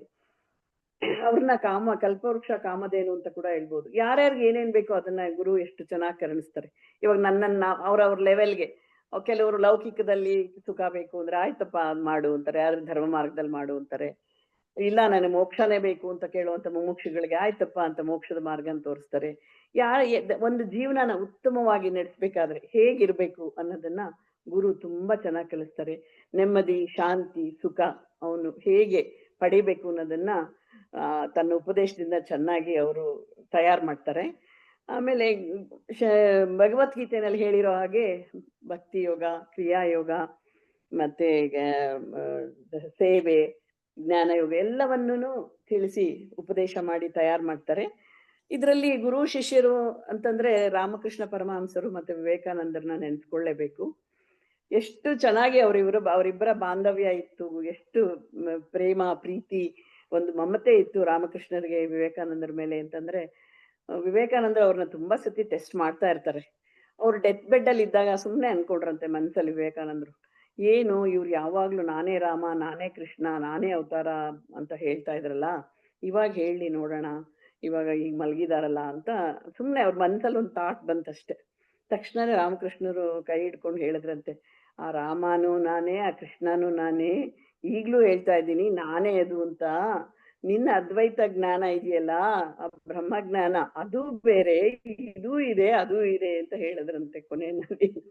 ಹಾಗೇನೇನೆ ತಾನು ಇವನ್ ದೇಹ ತ್ಯಾಗ ಮಾಡಕ್ ಮುಂಚೆ ತನ್ನೆಲ್ಲ ಶಕ್ತಿಗಳನ್ನ ವಿವೇಕಾನಂದರಿಗೆ ಧಾರೆ ಎರೆದು, ನೀನು ಲೋಕ ಕಲ್ಯಾಣ ಮಾಡ್ಬೇಕು, ನೀನ್ ಜಗತ್ತಿಗೆ ಶಿಕ್ಷಣ ಕೊಟ್ಟು ಬೆಳಕಾಗ್ಬೇಕು ನೀನು ಅಂತ ಅವ್ರಿಗೆ ಹೇಳಿ ಅವ್ರನ್ನ ಕಾರ್ಯನಿರತರನ್ನಾಗಿ ಕೂಡ ಮಾಡ್ತಾರೆ.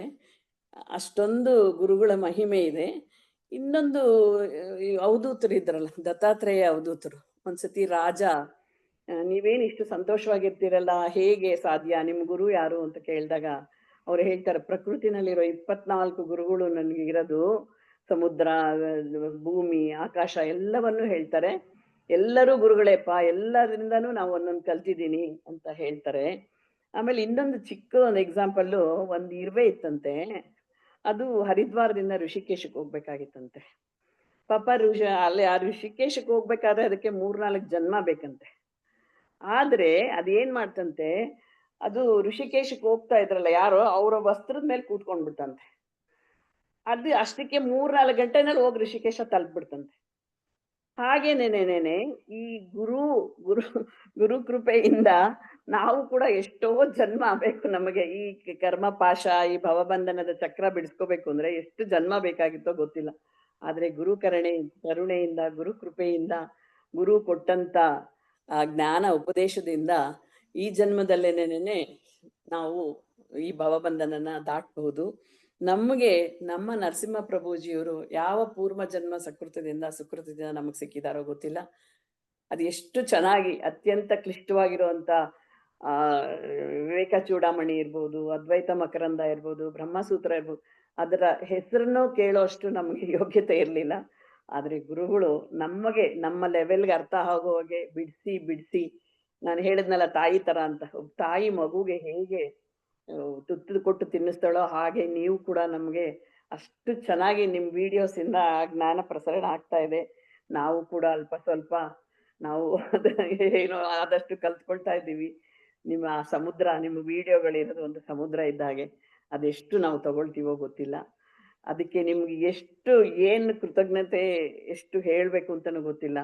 ನಾವು ಗುರುಪಾದಕ್ಕೆ ನಾವು ನಮೋ ಅಂತ ನಮ್ಮ ಕೃತಜ್ಞತೆಗಳು, ನಮ್ಮ ಅನಂತ ಕೋಟಿ ನಮಸ್ಕಾರಗಳು ಗುರುಗಳಿಗೆ. ಸುಂದರವಾಗಿ ಹೇಳಿದ್ರು ವಿಜಯ ಅವರೇ. ಗುರುಕೃಪೆ ಕಡೆಗೆ ಸೌಮ್ಯ ಅವ್ರ ಕತೆ, ಸೌಮ್ಯನ ಕತೆ ಹೇಳಿದ್ರಿ. ಕಡೆಗೆ ಶರಣರಲ್ಲಿ ಗುರುವಿನ ಪರಂಪರೆ ಬಗ್ಗೆ ಹೇಳಿದ್ರಿ. ಇದು ನನ್ಗೆ ಅರ್ಥ ಆಗಿಲ್ಲಪ್ಪ. ಗುರುವಿನ ಗುಲಾಮನ ಆಗೋ ತನಕ ಅಂದ್ರೆ ಏನ್ ಅರ್ಥ ಅಂತ ನಂಗೆ ಗೊತ್ತಾಗ್ತಾ ಇಲ್ಲ.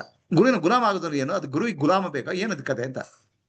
ಅದೇನೋ ಪುರಂದರದಾಸರು ಗುರುವಿನ ಗುಲಾಮನಾಗುವ ತನಕ ಅಂತ ಒಂದು ಕೀರ್ತನೆ ಬರೆದಿದ್ದಾರೆ. ಗುಲಾಮ ಅಂದ್ರೆ ಏನು ಅಂದ್ರೆ ಸೇವೆ ಮಾಡೋದು ಅಂತ. ಗುರುವಿಗೆ ಎಂತ ಸೇವೆ ಬೇಕ್ರಿಪ್ಪ, ಅವ್ರಿಗೆ ಎಂತ ಸೇವೆ ಬೇಕು, ಎಲ್ಲ ಮಾಡ್ತಾನೆ. ಹಾಗೆ ಗುರುವಿಗೆ ಶ್ರದ್ಧೆ ಭಕ್ತಿಯಿಂದ ಸೇವೆ ಮಾಡಿ ಸಂಪೂರ್ಣ ಶರಣಾಗತರಾದಾಗ ಗುರು ಕೃಪೆ ದೊರಕುತ್ತೆ ಅಂತ ಹೇಳ್ತಾರೆ. ನನ್ಗನ್ಸುತ್ತೆ ನಮ್ಮ ಗುರುಗಳು ನಾವೇನು ಮಾಡೇ ಇಲ್ಲ, ಆದ್ರೆ ಎಷ್ಟೊಂದು ಕೃಪೆ ನಿಮ್ಮಿಂದ ನಮಗ್ ದೊರಕ್ತಾ ಇದೆ ಅಂತ. ಅದಕ್ಕೆ ಎಣಿಸಕ್ಕೆ ಸೇವೆ ಅಂದ್ರೆ ಏನು, ಗುರುವಿಗೆ ಎಂತ ಸೇವೆ ಬೇಕು? ಅವಾಗಿನ ಕಾಲದಲ್ಲಿ ಪುರಂದರದಾಸರು ಇದ್ದಾಗ ಅವರು ಹಿಂದೆ ಋಷಿ ಮುನಿಗಳನ್ನ ಅವರು ಕೋಟ್ ಮಾಡಿ ಹೇಳಿರ್ಬಹುದು. ಬಹುಶಃ ಇವಾಗ ದೌಮ್ಯರದು ಹೇಳಿದ್ನಲ್ಲ ನಾನು, ಗುರುಕುಲದಲ್ಲಿ ಹಸು ದನ ಮೇಯ್ಸಕ್ ಹಾಕಿದ್ರು ಅಂತ. ಅವಾಗಿನ ಕಾಲದಲ್ಲಿ ಎಲ್ಲಾ ಕೆಲ್ಸನೂ ಸ್ಟೂಡೆಂಟ್ಸೇ ಮಾಡ್ತಾ ಇದ್ರು. ಎಲ್ಲ ಶಿಷ್ಯರು ಕೆಲ್ಸಾನು ಮಾಡ್ಬೇಕು, ಗುರು ಸೇವೆನೂ ಮಾಡ್ಬೇಕು, ಗುರು ಪಾದ ಕೂಡ ಒತ್ತಾ ಇದ್ರು, ಗುರು ಹೇಳಿದ್ದ ಉಪದೇಶಗಳನ್ನ ಕೂಡ ಕೇಳ್ತಾ ಇದ್ರು. ಅಂದ್ರೆ ಪ್ರಾಕ್ಟಿಕಲ್ ಆಗಿ ಕಲಿಸ್ತಾ ಇದ್ರು. ಒಂದ್ ಸಹನೆ ಆಗ್ಲಿ, ಒಂದ್ ಶಾಂತಿ ಆಗ್ಲಿ, ಒಂದ್ ಧೈರ್ಯ ಆಗ್ಲಿ, ಎಲ್ಲವನ್ನು ಅವಾಗಿನ ಕಾಲದಲ್ಲಿ ಆತರ ಇತ್ತು ಅಂತ ನನ್ನ ತಿಳುವಳಿಕೆ ಗುರುಗಳೇ.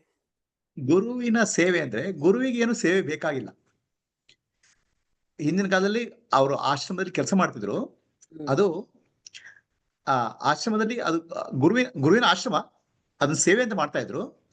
ಅದರ ಉದ್ದೇಶ ಗುರುವಿಗೆ ಅಂತ ಗುರುವಿಗೆ ಅಂತಲ್ಲ, ಗುರುವಿಗೆ ಏನು ಬೇಕಾಗಿಲ್ಲ, ಅದೆಲ್ಲವೂ ದಾಟಿದವರೇ ಗುರು. ಆ ಸೇವೆ ಮಾಡುವ ಕೃತಿಯಲ್ಲಿ ಅವರಿಗೆ ಕರ್ಮಯೋಗವನ್ನು ಹೇಳ್ಕೊಟ್ಟು ಮನಸ್ಸು ಶುದ್ಧಿ ಆಗ್ಲಿಕ್ಕೆ ಗುರು ಒಂದು ಅವಕಾಶ ಕೊಡ್ತಾರೆ. ಓಕೆ, ಅದರಿಂದ ಗುರುವಿಗೇನು ಬೇಕು ಅಂತ, ಗುರುವಿಗೇನು ಪಡಿಬೇಕಾದಿಲ್ಲ, ಏನು ಬೇಕಾಗಿಲ್ಲ. ಗುರುವಿಗೆ ಎಲ್ಲವನ್ನು ಬಿಟ್ಟವರಿಗೆ ಸೇವೆ ಬೇಕು ಅಥವಾ ಏನ್ ಬೇಕು ಅಂತ ಇಲ್ವೇ ಪ್ರಶ್ನೆನೇ ಇಲ್ಲ. ಆ ಗುರು ಏನ್ ಮಾಡ್ತಾರೆ, ಆಶ್ರಮದಲ್ಲಿ ಒಂದು ಸೇವಾ ಭಾವನೆ ಜೀವನ ಮಾಡಿ, ಕರ್ಮಯೋಗ ಮಾಡಿ, ಚಿತ್ತಶುದ್ಧಿ ಆಗಲಿ ಅವಕಾಶ ಮಾಡ್ಕೊಡ್ತಾರೆ. ಆಯ್ತಾ? ನಾನು ಏನು ಮಾಡಿಲ್ಲ ಅಂತ ಹೇಳ್ತೀರಾ, ನೀವೇ ಮಾಡ್ತಾ ಇದಿಲ್ಲ. ಈಗ ನೀವೇನ್ ಮಾಡ್ತೀರಾ, ಅದನ್ನ ನೀವು AVC ಭಾಗವಹಿಸ್ತೀರಾ, ಅದ್ 4 ಜನ ಹಂಚ್ತೀರಾ, ಅದು ಗುರು ಸೇವೆನೆ. ಗುರು ಸೇವೆ ಅಂದ್ರೆ ಗುರು ಏನ್ ಬಂದು ಕೈ ಒತ್ತುದು, ಕಾಲು ಒತ್ತುದು, ಕುತ್ತಿಗೆ ಒತ್ತುದಲ್ಲ. ನಾನು ಸೇವೆ, ಗುರು ಅಂದ್ರೆ ಜ್ಞಾನದ ಸೇವೆ, ಅದು ಗುರುವಿನ ಸೇವೆ. ಆ ಜ್ಞಾನ ಒಂದು 4 ಜನ ಹಂಚು ಗುರುವಿನ ಸೇವೆ, ಅದು ಮಾಡ್ತಾ ಇದ್ದಿರಲ್ಲ. ಬಹಳ ಸುಂದರವಾಗಿ ಹೇಳಿದ್ರಿ, ಧನ್ಯವಾದ.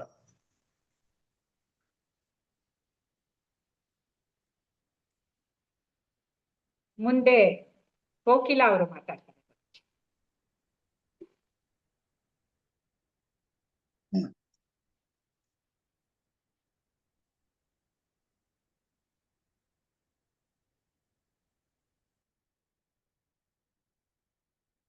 ವಿಡಿಯೋದಲ್ಲಿ ನನ್ನ ಪಿಕ್ಚರ್ ಬರ್ಬೇಕು ಖಾತೆನಿ. ವಿಜಯ್ ಅವ್ರದ್ದು. ಅದೇ ಇವರು ಉಮಾ ಮಾಡ್ತಾ ಇದ್ದಾರೆ ಗುರುಜಿ. ಓಕೆ. ಹರಿ ಓಂ ಕೋಕಿಲ್ ಅವರೇ, ಹೇಗಿದ್ದೀರಾ? ಚೆನ್ನಾಗಿದ್ದೀನಿ ಗುರುಗಳೇ, ನಿಮ್ಮ ಆಶೀರ್ವಾದದಿಂದ. ಹರಿ ಓಂ ಗುರುಜಿ. ಹರಿ ಓಂ. ಹರಿ ಓಂ. ಎಲ್ಲ ಆತ್ಮತೋಳ್ಗನೆ ನಮಸ್ಕಾರ. ಇವತ್ತು ನಮ್ಗೆ ಗುರು ಲೈವ್ ಅಲ್ಲಿ ಸಿಕ್ಬಿಟ್ಟಿದ್ದಾರೆ. ಅದಕ್ಕೆ ನಾವು ಮುಂಚೆ ಏನ್ ಹೇಳ್ತಿದ್ವಿ, ಅಯ್ಯೋ ಗುರುವಿನ ಪಾದಕ್ಕೆ ವಂದಿಸುತ್ತಾ ಅಂತ ಹೇಳ್ತಿದ್ವಿ. ಇವಾಗ ನಿಮ್ಗೆ ಪಾದಕ್ಕೆ ವಂದಿಸ್ತಾ ಹೇಳ್ತಾ ಇದೀವಿ. ನಿಮ್ಮನ್ನ ನಾವು ಶರಣಾಗತರಾಗಿದ್ದೇವೆ ಗುರುಗಳೇ. ನಾವು ಇವತ್ತು ನಂಗೆ ಬಂದಿರೋದು ಒಂದು ಉಗಾಭೋಗದಲ್ಲಿ ಶರಣಾಗತಿ ಅನ್ನೋ ಬಗ್ಗೆನೆ ಒಂದು ಬಂದಿರೋದು. ಅದಕ್ಕೆ ನೀವು ಬಹಳ ಸಂತೋಷ ಗುರುಗಳೇ. ಹೇಳಿ. ಶರಣಾಗತಿ ಅಂದ್ರೆ ಏನ್ರಿ? ಅದು ನಂಗೆ ಅರ್ಥ ಆಗಿರೋದು, ಏನ್ ಹೇಳ್ರಿ? ಶರಣಾಗತಿ ಅಂತಂದ್ರೆ ನಮ್ಮ ತನ ಬಿಟ್ಬಿಟ್ಟು ಅಹಂಕಾರ ಬಿಟ್ರೆ ಅದೇ ಶರಣಾಗತಿ. Very good. ಇವತ್ತು ನಂಗೆ ಬಂದಿರೋದು ಒಂದು ಇದು ಅಂತಂದ್ರೆ ಪುರಂದರದಾಸರದು ಬೇಡಿದರೆ ಏನೋ ಒಡೆಯನ ಬೇಡುವೆ ಅನ್ನೋದು ಒಂದು ಇದು ಉಗಾಭೋಗ ಬಂದಿದೆ. ಅದು ನಾವು ಸತಿ ನಾನು ಹೇಳ್ತೀನಿ ಗುರುಗಳೇ. ನೋಡಿದರೆ ಒಡೆಯನ ನೋಡುವೆ, ಪಾಡಿದರೆ ಒಡೆಯನ ಪಾಡುವೆ, ಬೇಡಿದರೆ ಒಡೆಯನ ಬೇಡುವೆ, ಕಾಡಿದರೆ ಒಡೆಯನ ಕಾಡುವೆ, ಒಡೆಯಗೆ ಒಡಲನ್ನು ತೋರುವೆ, ಎನ್ನ ಬಡತನ ಭಿನ್ನಹ ಮಾಡುವೆ, ಒಡೆಯ ಶ್ರೀ ಪುರಂದರ ವಿಠಲನ ಅಡಿಗಳ ಸಾರಿ ಬದುಕುವೆ, ಸೇರಿ ಬದುಕುವೆ ಅಂತ ಇದು ನಂಗೆ ಬಂದಿರುವಂತದ್ದು ಇವತ್ತು. ಇದರಲ್ಲಿ ನೋಡಿದ್ರೆ ಒಡೆಯನ ನೋಡುವೆ ಅಂತಂದ್ರೆ ನೀವೇ ಇದ್ದೀರಾ ಗುರುಗಳೇ. ಇದರಲ್ಲಿ ನಾನು ನಿಜವಾಗ್ಲು ಅದೇ ಹೇಳ್ತಾ ಇದ್ದೀನಿ. ನಾನು ನಿಜವಾಗ್ಲು ನೀವೇ ನಮ್ಗೆ ಗುರುಗಳು. ಅದಕ್ಕೆ ನಿಮ್ಮನ್ನೇ ನೋಡ್ತಾ ಇದೀವಿ. ನಮ್ಗೇನಂದ್ರೆ ಜ್ಞಾನ ಅನ್ನೋದು ಹಸಿವಿದೆ ನಮ್ಗೆ, ಅದೇ ಬಡತನ ಇರೋದು ನಮ್ಗೆ. ಆ ಜ್ಞಾನದ ಹಸಿವು, ಆ ಬಡತನ ನೀಗ್ಬೇಕು ಮೊದ್ಲು ನಮ್ಗೆ. ಅದನ್ನ ನೀಗ್ಸಿ ಗುರುಗಳೇ, ಅದೇ ನಂಗೆ ಇರುವಂತ ಒಂದು ಇದು. ಅಂದ್ರೆ ಇದರಲ್ಲಿ ಏನ್ ಹೇಳ್ತಾರೆ, ಕೃಷ್ಣನ್ಗೆ ಅಂತ ಹೇಳ್ಬೋದು. ಈಗ ಪಾಡಿದ್ರೆ ಒಡೆಯನಂದ್ರೆ ಹಾಡೋದು ಅಂದ್ರೆ ಅವನ್ನೇ ಹಾಡ್ತೀನಿ ನಾನು, ಅಥವಾ ಬೇಡಿದ್ರೆ ಅವನನ್ನೇ ಬೇಡ್ತೀನಿ. ಅಂದ್ರೆ ಇದರಲ್ಲಿ ಯಾವುದೇ ಒಂದು ಇದಿಲ್ಲ, ನಿಷ್ಕಾಮವಾಗಿ ಬೇಡ್ತೀನಿ. ನನ್ಗೆ ಅದು ಬೇಕು, ನಾನು ಇದು ಮಾಡ್ತೀನಿ, ನನ್ಗೆ ಅದು ಕೊಡು ನೀನು ಅಂದ್ರೆ ಇಲ್ಲ. ಇಲ್ಲಿ ನಿಷ್ಕಾಮ ಕರ್ಮವಾಗಿ ನಾನು ಮಾಡ್ತೀನಿ ಅನ್ನೋದು ಒಂದು ಇದು ಬರುತ್ತೆ ಇಲ್ಲಿ. ಆಮೇಲೆ ಇವತ್ತು ನಂಗೆ ಬಂದಿರೋದು ಒಂದು ಇದು ಒಂದು ಕೀರ್ತನೆ ಅಂತಂದ್ರೆ ಅಂಬಿಗಾ ನಾನೇನ ನಂಬಿದೆ ಅನ್ನೋದು ಒಂದು ಕೀರ್ತನೆ ಬಂದಿದೆ. ಈಗ ಎಲ್ಲ ಹೇಳ್ತಾರೆ ದಾಸರೆಂದರೆ ಪುರಂದರ ದಾಸರಯ್ಯ ಅಂತ ಹೇಳ್ತಾರೆ. ನಮ್ಮ ಕರ್ನಾಟಕದ ಹರಿದಾಸ ಪರಂಪರೆಯಲ್ಲಿ ಸೂರ್ಯಚಂದ್ರ ಅಚ್ಚಳೆದೆ ಉಳಿಯುವಂತ ಅವ್ರದ್ದು ಸಾಹಿತ್ಯ ಅದು ಅಂತ ಹೇಳ್ಬಹುದು. ಸುಮಾರು 500 ವರ್ಷದ ಸಾಹಿತ್ಯ ಅದು. ಅವ್ರಿಗೆ ದೊಡ್ಡ ನಮಸ್ಕಾರ ನನ್ನ ಕಡೆಯಿಂದ. ಇದರಲ್ಲಿ ಅಂಬಿಗ ನಾನಿನ ನಂಬಿದೆ ಅಂತಂದ್ರೆ ಅಂಬಿಗ ಯಾರು? ಇದರಲ್ಲಿ ಗುರುವೇ ನಮ್ಮ ಅಂಬಿಗ. ಯಾಕೆ ಅಂತಂದ್ರೆ ನಾವು ಭವಸಾಗರದ ಮುಳುಗೋಗಿದೀವಿ. ಅಲ್ಲಿ ಕಷ್ಟ, ಕಾರ್ಪಣ್ಯ, ದೇಹ ನಂದು, ಬುದ್ಧಿ ನಂದು, ಮನಸ್ಸು ನಂದು ಅನ್ನೋದೇ ಅನ್ಕೊಂಡೇ ಇದೀವಿ. ಎಲ್ಲಾ ತರ ಯಾತ್ರೆ ಅನುಭವಿಸ್ತಾ ಇದೀವಿ. ಸುಖ ದುಃಖ ಅಂತಂದ್ಬಿಟ್ಟು ಎಲ್ಲ ಯಾತ್ರೆ ಅನುಭವಿಸ್ತಿದ್ವಿ. ಈ ಮಾಯಾ ಲೋಕದಲ್ಲೂ ಕೂಡ ನಾವು ವಿಹರಿಸ್ತಾನೆ ಇದೀವಿ. ಇನ್ನು ನಾವು ಇದು ಗೊತ್ತು, ಮಾಯಾ ಲೋಕ ಅಂತ ಕೂಡ ಗೊತ್ತು. ಆದ್ರೆ ಅದರಿಂದ ಹೊರಗೆ ಬರಕ್ಕೆ ಅದಕ್ಕೆ ಗುರುನೇ ಬೇಕು ನಮ್ಗೆ. ಗುರು ಇಲ್ಲದೆ ಖಂಡಿತ ಏನು ಆಗೋದಿಲ್ಲ ಇದರಲ್ಲಿ. ಅದಕ್ಕೆ ಗುರುವೇ ನಿಮ್ಮನ್ನೇ ಹೇಳ್ತಾ ಇರೋದು, ಅಂಬಿಗ ನಾನಿನ ನಂಬಿದೆ, ಜಗದಂಬಾ ರಮಣ ನಿನ್ನ ನಂಬಿದೆ ಅಂತ ಅನ್ಬಿಟ್ಟು ಅಂತ. ಇಲ್ಲಿ ಗುರುವೇ ಅಂಬಿಗನಾಗಿ ನಮ್ಮನ್ನ ಈ ಸಂಸಾರ ಸಾಗರದಿಂದ ಪಾರ್ ಮಾಡ್ಬೇಕು. ಜಗದಂಬೆ ಅಂದ್ರೆ ಯಾರು? ನಾರಾಯಣ ಹೆಂಡತಿ ಲಕ್ಷ್ಮೀ ತಾಯಿನೇ ನಮ್ಗೆ ಇದರಿಂದ ಪಾರ್ ಮಾಡ್ಬೇಕು ಅಂತ ಇದಿದೆ. ಮತ್ತೆ ತುಂಬಿದ ಹರಿಗೋಲ್ ಅಂಬಿಗ, ಅದಕ್ಕೆ 9 ಛಿದ್ರ ನೋಡಂಬಿಗ ಅಂತ ಅನ್ಬಿಟ್ಟು ಅಂತ. ಈ ಒಂದು ನಮ್ ದೇಹ ಅನ್ನೋದೇನು, ಅದೊಂದು ತೆಪ್ಪ. ಆ ತೆಪ್ಪದಲ್ಲಿ ಏನು ಅಂತಂದ್ರೆ ಬರೀ ಆಸೆಗಳೇ. ಇವತ್ತು ಈ ಆಸೆ, ನಾಳೆಗೆ ಇನ್ನೊಂದು ಆಸೆ, ಬರೀ ಆಸೆ ಆಸೆ ಆಸೆ ಆಸೆಗಳು ತುಂಬ್ಕೊಂಡ್ತಾನೆ ಇದೀವಿ ನಾವು. ತುಂಬ್ಕೊಂಡು ಏನಾಗೋಗ್ಬಿಟ್ಟಿದೆ ನಮ್ಗೆ. ಅದ್ರಲ್ಲಿ ಏನಾಗಿದೆ, ನಮ್ಮ ದೇಹದಲ್ಲಿ ನಿಮ್ಗೆ ಗೊತ್ತಿರೋ ಹಾಗೆ ಅದ್ ನವದ್ವಾರ ಅಂತಾರೆ, ನವದ್ವಾರಾಪುರಿ ಅಂತಾನೆ ಹೇಳ್ತಾರೆ. ಅದಕ್ಕೆ ಏನಾಗೋಗಿದೆ, ಛಿದ್ರ ಎಲ್ಲ ಆಸೆಗಳೇ ನಮ್ಗೆ. ಅದರಿಂದ ನಾವು ಹೊರಬರಕ್ ಆಗ್ತಾ ಇಲ್ಲ ಗುರುಗಳು. ಇನ್ನು ನಮ್ಗೆ ಕಷ್ಟ ಆಗ್ತಾ ಇದೆ ಬರೋದಕ್ಕೆ. ಅಂದ್ರೆ ಅದ್ರಲ್ಲೂ ಕೂಡ ನಾವು ಸಂಭ್ರಮ ನೋಡ್ಬೇಕು ಕೂಡ. ಸಂಭ್ರಮದಿಂದ ಅಂಬಿಗ ಅಂತ ಅನ್ಬಿಟ್ಟು ಅಂತ. ಅದ್ರಲ್ಲೂ ಕೂಡ ಸಂಭ್ರಮ ಇರ್ಬೇಕು. ಅದ್ರಲ್ಲೂ ಕೂಡ ಗುರುವೇ, ನಾ ಎಷ್ಟೇ ಕಷ್ಟ ಬರಲಿ ಸುಖ ಬರಲಿ ನಗ್ನಗ್ತಾ ಅದನ್ನ ಎದುರಿಸ್ಕೊಂಡು ಸಂಭ್ರಮದಿಂದ ಇರು ಅನ್ನೋದು ಒಂದಿದು ಬರುತ್ತೆ. ಮತ್ತೆ ನಮ್ಗೆ ಇವಾಗ ಇನ್ನು ಕೊನೆದಂದ್ರೆ ರಿಂಬು ನೋಡಿ ಅಲ್ಲ ಸಂಬಿಗ. ಇಂಬು ಅಂತಂದ್ರೆ ಒಂದು ನೆಲೆ, ನಮ್ಗೊಂದು ಸರಿಯಾದ ನೆಲೆ, ಭಕ್ತಿ ಪಥ ಅಥವಾ ಮುಕ್ತಿ ಪಥದಲ್ಲಿ ನಮ್ಮನ್ನ ಕರ್ಕೊಂಡು ಹೋಗುವಂತ ಗುರುಗಳು ಅನ್ನೋದು ಒಂದು ಇಲ್ಲಿ ಭಾವ ಬರುತ್ತೆ ಇಲ್ಲಿ. ನೆಕ್ಸ್ಟ್ ಹೊಳೆಯ ಬರವ ನೋಡ್ ಅಂಬಿಗ. ಹೊಳೆಯ ಬರ ಅಂತಂದ್ರೆ ಏನು? ನಾವು ಸಂಸಾರ ಸಾಗರದಲ್ಲಿ ಸಿಲುಕ್ಬಿಟ್ಟಿದೀವಿ. ಅದ್ರಲ್ಲಿ ಎಷ್ಟು ಅಂತಂದ್ರೆ ಇನ್ನೂ ಬೇಕು ಎಲ್ಲ. ಯಾರ್ಗೆ ಏನ್ ಮಾಡ್ಬೇಕು, ಯಾರ್ಗೆ ಏನ್ ಮಾಡಿದ್ರೆ ನಮ್ಗೆ ದುಡ್ಡು ಬರುತ್ತೆ, ಇನ್ನು ಏನೇನೋ ಆಸೆಗಳು. ಇನ್ನು ನಾವು ವ್ಯಾಪಾರ ವೃದ್ಧಿ ಮಾಡ್ಕೋಬೇಕು, ಇನ್ನು ದುಡ್ಡು ಬರ್ಬೇಕು, ನನ್ನ ಮಕ್ಳು ಮದ್ವೆ ಆಗ್ಬೇಕು, ಅವ್ರಿಗೆ ಮಕ್ಕಳಾಗ್ಬೇಕು, ಮೊಮ್ಮಕ್ಕಳು ನೋಡ್ಬೇಕು, ಆಸೆ. ಇಷ್ಟೊಂದು ಆಸೆ ಆಸೆ ಆಸೆ ಅಂತಂದ್ರೆ ಆಸೆಗೆ ಯಾವುದೇ ಇತಿಮಿತಿನೇ ಇಲ್ಲ. ಅದಕ್ಕೆ ಆಸೆಗೆ ಆಮೇಲೆ ಅದ್ರದ್ದು ಸೆಳವು ಎಷ್ಟಂದ್ರೆ ಅಷ್ಟು ಅಟ್ರಾಕ್ಷನ್, ಎಷ್ಟು ಅದು ನಮ್ಗೆ ಸೆಳೆಯುತ್ತೆ ಅಂತಂದ್ರೆ ಇದು ಬೇಕು, ಇದು ಬೇಕು, ಇದು ಬೇಕು. ಇದರಿಂದ ನಮ್ಗೆ ಪಾರಾಗಕ್ ಆಗ್ತಾ ಇಲ್ಲ ನಮ್ ಗುರುಗಳು ಇನ್ನೂ ನಮ್ಗೆ. ಅಂದ್ರೆ ಇದೇನಂದ್ರೆ ಸಂಸಾರದ ಸುಳಿಯೊಳಗೆ ಮುಳುಗ್ಬಿಟ್ಟಿದೀವಿ. ಸುಳಿ ಅಂದ್ರೆ ಗೊತ್ತಿದೆ, ಚಕ್ರ ತರ ಅದು ಸುತ್ಕೊಂಡು ಹೋಗ್ತಾ ಇರುತ್ತೆ. ಆ ಸುಳಿಯೊಳಗೆ ಸಿಕ್ಕಿದವರು ಯಾರು ತಿರ್ಗಾ ಬರಕ್ ಸಾಧ್ಯ ಇಲ್ಲ. ಅದೇ ನಿಮ್ಮ ಗುರುವಿನ ಕೃಪೆಯಿಂದ ಆ ಸುಳಿಯೊಳಗೆ ಸಿಕ್ಕರು ಕೂಡ ಆ ಸಂಸಾರ ಸಾಗರದಿಂದ ನಾವು ಬರಬಹುದು ಖಂಡಿತ. ಮತ್ತೆ ಇನ್ನೊಂದು ಇಲ್ಲಿ, ಆರು ತೆರೆಯ ನೋಡಂಬಿಗ ಅದು ಮೀರಿ ಬರುತ್ತಲಿದೆ ಅಂಬಿಗ. ಆರು ತೆರೆ ಅಂದ್ರೆ ಯಾವ್ದು? ಎಲ್ಲ ಅರಿಷಡ್ವರ್ಗಗಳು, ಕಾಮ, ಕ್ರೋಧ, ಮೋಹ, ಮದ, ಮಾತ್ಸರ್ಯ, ಇವೆಲ್ಲ ಆರು ಇವೆಲ್ಲ ನನ್ಗೆ ತುಂಬಿ ಬರ್ತಾನೆ ಇದೆ. ಇದೆಷ್ಟು ತುಂಬಿ ಬರ್ತಾ ಇದೆ ಅಂತಂದ್ರೆ ನನ್ಗೆ ಅದನ್ನ ನನ್ಗೆ ಮೀರಕ್ ಆಗ್ತಾ ಇಲ್ಲ. ಅದ್ರಲ್ಲಿ ಗುರುವಿನ ಕೃಪೆ ಅನ್ನೋದ್ರೆ ಅಪರಿಮಿತ, ನಮ್ದು ಪರಿಮಿತ ಇದೆ ನಮ್ದು. ಈ ಅಪರಿಮಿತ ಗುರುವಿನಿಂದ ಇದನ್ನೆಲ್ಲ ನಿವಾರಣೆ ಮಾಡಕ್ ಸಾಧ್ಯ ಅಂತ ನನ್ನ ಒಂದು ಅಭಿಪ್ರಾಯ. ಅಂದ್ರೆ ಇದರಲ್ಲಿ ಯಾರಿಂದಲಾಗದು ಅಂಬಿಗ, ಅದನ್ನ ದಾಟಿಸಿ ನಿವಾರಿಸು ಅಂಬಿಗ ಅಂತ ಅನ್ಬಿಟ್ಟು ಅಂತ. ಇದನ್ನ ನನ್ ಕೇಳಿ ನಿವಾರಣೆ ಮಾಡಕ್ ಆಗ್ತಾ ಇಲ್ಲ. ಅದಕ್ಕೆ ಗುರುವಿನ ಕೃಪೆ ಇದ್ರೆ ಮಾತ್ರ ಅದ್ ನಿವಾರಣೆ ಆಗುತ್ತೆ ಅನ್ನೋದು ಅರ್ಥ ಇದೆ ಇದರಲ್ಲಿ. ಹೊತ್ತು ಹೋಯಿತು ನೋಡು ಅಂಬಿಗ, ಅಲ್ಲಿ ಮತ್ತಿರುವರು ಅಂಬಿಗ, ಒತ್ತಿ ನಡೆಸು ನೋಡಿ ಅಂಬಿಗ, ಸತ್ಯಾಲೋಕಕ್ಕೆ ಒಯ್ದು ಅಂಬಿಗ. ನಾವೇನ್ ಮಾಡಿದ್ವಿ, ಕಾಲ ಕಳೆದೋಯ್ತು. ಮೊದಲು ಏನಾಯ್ತು, ಯೌವನ, ಮೊದಲು ಬಾಲ್ಯಾವಸ್ಥೆ, ಯೌವನಾವಸ್ಥೆ, ಆಮೇಲೆ ಇದು ವೃದ್ಧಾಪ್ಯ, ಕೊನೆಗೇನು ಇಲ್ಲ. ಅಂದ್ರೆ ನಾವ್ ಏನಾಗೋಯ್ತು, ಎಲ್ಲಾದ್ರೂ ಬರೀ ಕಾಲ ಕಳೆದ್ಬಿಟ್ವಿ ನಾವು. ಈ ತರ ಯಾವ್ದೇ ಒಂದು ಅದ್ವೈತ ಚಿಂತೆ ಆಗ್ಲಿ ಅಥವಾ ಯಾವ್ದು ಮಾಡ್ದೇನೆ ಕಾಲ ಹೋಯ್ತು ಅಂತಂದ್ರೆ ಎಲ್ಲ ಮುಗ್ದೇ ಹೋಯ್ತು. ನಾವ್ ನೋಡಕ್ಕೆ ಯಾವ್ದು ಏನು ಇಲ್ಲ ಅಲ್ಲಿ. ಅದಕ್ಕೆ ಅದನ್ನೆಲ್ಲ ನಮ್ಗೆ ನಿವಾರಣೆ ಮಾಡ್ಸು ಅಂದ್ರೆ ಏನು, ಇದನ್ನೆಲ್ಲ ಇದು ಇರುವಂತ ಆಸೆ ಆಮಿಷಗಳನ್ನೆಲ್ಲ ಒತ್ತಿ ಅಂದ್ರೆ ನಿಯಂತ್ರಣ ಮಾಡಿಸಿ ನಮ್ಮನ್ನ ನಡೆಸಬೇಕು ಅಂಬಿಗ ಅಂತ ಅನ್ಬಿಟ್ಟು ಅಂತ. ಸತ್ಯಲೋಕಕ್ಕೆ ಒಯ್ದು ಅಂಬಿಗ ಅಂದ್ರೆ ಸತ್ಯಲೋಕಕ್ಕೆ ಅಂದ್ರೆ ಏನೇನು ಅರ್ಥ ಅಂತಂದ್ರೆ, ಅಂದ್ರೆ ಎಲ್ಲಾದ್ರಲ್ಲೂ ನಾನು ಅನ್ನೋ ಒಂದು ಅಹಂಕಾರ ಬಿಡ್ಬೇಕು. ಆ ಅಹಂಕಾರ ಬಿಟ್ಟಾಗ್ಲೇ ಸತ್ಯಲೋಕ ಅನ್ನೋದು ಒಂದು ಇದು. ಸತ್ವಾಪಥದೊಳಗ ಅಂಬಿಗ, ಪರ ಭಕ್ತಿ ಹುಟ್ಟಿಸೋ ಹಾಕಿ ಅಂಬಿಗ, ಮುಕ್ತಿದಾಯಕ ನಮ್ಮ ಪುರಂದರ ವಿಠಲನ ಮುಕ್ತಿ ಮಂಟಪ ಕೊಯ್ಯೋ ಅಂಬಿಗ. ಸತ್ವಪಥ ಅಂತಂದ್ರೆ ಏನು? ಇದರಲ್ಲಿ ಅಂದ್ರೆ ಇದು ನಾನು, ನನ್ನದು ಅಥವಾ ಅನ್ನೋದು ನಿಷ್ಕಾಮ ಸೇವೆ ಮಾಡಿದಾಗ್ಲೇ ಸತ್ವಪದ ಅನ್ನೋದು ಹುಟ್ಟಾಗುತ್ತೆ. ಮತ್ತೆ ಪರಾಭಕ್ತಿ ಅಂತಂದ್ರೆ ಇಲ್ಲಿ ನಾನೇನು ಇಲ್ಲ, ಎಲ್ಲ ಅವನಿಂದನೇ ಎಲ್ಲ, ಅವನೇ ಇಲ್ಲ ಮಾಡ್ತೀಯಾನೆ ಅನ್ನೋದು ಒಂದಿದು. ಇವಾಗ ಉದಾಹರಣೆ ಹೇಳ್ಬೋದು ಅಂತಂದ್ರೆ, ಈಗ ದ್ರೌಪದಿ ಎಷ್ಟು ನಂಬಿದ್ಲು ಕೃಷ್ಣ. ಆ ತುಂಬಿ ಸಭೆನಲ್ಲಿ ದುಶ್ಯಾಸನ ಅವಳು ಸೀರೆ ಸೆಳಿತಾ ಇದ್ದ. ಅವಾಗ ಅವಳು ಎಷ್ಟು ಕೃಷ್ಣ ಅಂತ ಅಲ್ಲಿ ಯಾರು ಬಂದು ಕಾಪಾಡ್ಲಿಲ್ಲ, ಕೃಷ್ಣ ಒಬ್ನೇ ಬಂದು ಕಾಪಾಡಿದ್ದು. ಯಾಕೆ ಅಂತಂದ್ರೆ ಎಷ್ಟು ಅವಳ ನಿಷ್ಠೆ ಇತ್ತು. ಅವಳು ಕಾಪಾಡುವಂತ ಎರಡು ಕೈ ಎತ್ತಿ ಶರಣಾಗತಿ ತೋರಿಸ್ದಾಗ್ಲೇನೆ ನಿಜವಾಗ್ಲು ಅಲ್ಲಿ ಬಂದು ಕೃಷ್ಣ ಕಾಪಾಡ್ದ. ಆ ತರ ಶರಣಾಗತಿ ಇರ್ಬೇಕು. ಒಂದು ಸರೆಂಡರ್ ಆಗುವಂತ ಒಂದು ಗುಣ ನಮ್ಮಲ್ಲಿ ಅಹಂ ಅನ್ನೋದು ಹೋಗಿ ಶರಣಾಗತರಾಗ್ಬೇಕು. ಆಗ ಇದು ಪರಾಭಕ್ತಿ ಆಗತ್ತೆ. ಕೊನೆಗೆ ನಮ್ಮ ಗುರುಗಳು ಹೇಳಿದ ಪದ ನಂಗೆ ಬಹಳ ಇಷ್ಟವಾದ, ಅದೊಂದು ಏನ್ ಹೇಳ್ತಾರೆ, ಮಹಾವಾಕ್ಯ ಅಂತ ಹೇಳ್ಬೋದು. ನಾನೆಂಬುದು ನಾನಲ್ಲ, ಈ ದೇಹ ಮನ ಬುದ್ಧಿ ನಾನಲ್ಲ, ಸಚ್ಚಿದಾನಂದಾತ್ಮ ಶಿವ ನಾನೇ, ಶಿವೋಹಂ ಶಿವೋಹಂ ಶಿವೋಹಂ. ಎಷ್ಟು ಒಂದು ಹೇಳ್ಬೋದು ಅಂತಂದ್ರೆ, ಈಗ ಒಂದು ಉದಾಹರಣೆ ಹೇಳ್ಬೋದು ಅಂತಂದ್ರೆ, ಸಂಸಾರಕ್ಕೆ ಈಗ ಪುರಂದರದಾಸರು ಸಂಸಾರದಲ್ಲೇ ಇದ್ರು, ಅವ್ರು ಅರಸರ ಮನೇಲೇ ಇದ್ರು, ಬಟ್ ಅದ್ ಯಾವ್ದೋ ಲೋಭಕ್ಕೆ ಅವ್ರು ಇರ್ಲಿಲ್ಲ. ನಾವು ಹಾಗೆ ಸಂಸಾರದಲ್ಲಿ ಇದ್ದು ಕೂಡ ನಾವೆಲ್ಲ ಸಾಧನೆ ಮಾಡೋದು, ಸಾಧನೆ ಬೇಕಾದಷ್ಟು ಇದೆ, ಸಾಧನೆ ಮಾಡ್ಬೋದು. ಇವಾಗ ಒಂದು ಹುಣಸೆ ಹಣ್ಣು ತಗೊಂಡ್ರೆ, ಆ ಹುಣಸೆ ಹಣ್ಣು ನೋಡಿ ಬೀಜ ಇರುತ್ತೆ. ಆ ಬೀಜ ಹುಣಸೆ ಹಣ್ಣು ಒಳಗಡೆನೆ ಇರುತ್ತೆ, ಬಟ್ ಹುಳಿ ಇರಲ್ಲ. ಅದಕ್ಕೆ ಹುಳಿ ತಾಕಲ್ಲ. ಅದಕ್ಕೆ ಒಂದು ದಿವಸ ಹುಳಿ ಅನ್ನೋದು ಇರಲ್ಲ ಅದಕ್ಕೆ.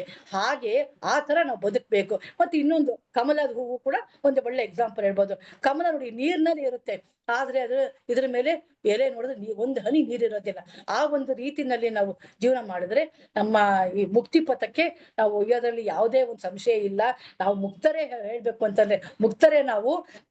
ಇದರಲ್ಲಿ ನಾವೇನಂತಂದ್ರೆ ನಮ್ಮ ಮುಕ್ತಿ ಮಂಟಪ ಕೊಯ್ಯೋ ಅಂಬಿಗ ಅಂತಂದ್ರೆ ಗುರುವೇ ನಮ್ಮನ್ನ ಮುಕ್ತಿ ಮಂಟಪ ಕೊಯ್ಯೋ ಒಂದು ಸಮರ್ಥ ವ್ಯಕ್ತಿ, ಏಕ ವ್ಯಕ್ತಿ ಅಂತ ಹೇಳ್ಬೋದು. ಇಷ್ಟು ಹೇಳಿ ನಾನು ಮುಗಿಸ್ತೀನಿ. ಹರಿ ಓಂ. ತಪ್ಪಿದೆ ದಯವಿಟ್ಟು ಕ್ಷಮಿಸಿ. ಇಲ್ಲ, ಬಹಳ ಸುಂದರವಾಗಿ ಹೇಳಿದ್ರಿ. ಅಂಬಿಗಾ ನಾನಿನ್ನ ನಂಬಿದೆ ಅಂತ, ತುಂಬಿದ ಹರಿಬೋಲ್ ಅಂಬಿಗ, ಬಹಳ ಸುಂದರವಾಗಿ ಹೇಳಿದ್ರಿ. ಈ ಹರಿಬೋಲ್ ಇದೆಯಲ್ಲ, ಅದು ಎಲ್ಲಿಗೆ ಹೋಗ್ತಾ ಇದೆ ಅಂತ ಪ್ರಶ್ನೆ. ಅದು ಇರೋದು ಸಂಸಾರದಲ್ಲಿ, ಅದು ಎಲ್ಲಿ ಕರ್ಕೊಂಡು ಹೋಗೋದು? ಹರಿಹೋಲ್ ಎತ್ಲೆತ್ಲಾಗ ಹೋಗುತ್ತದು.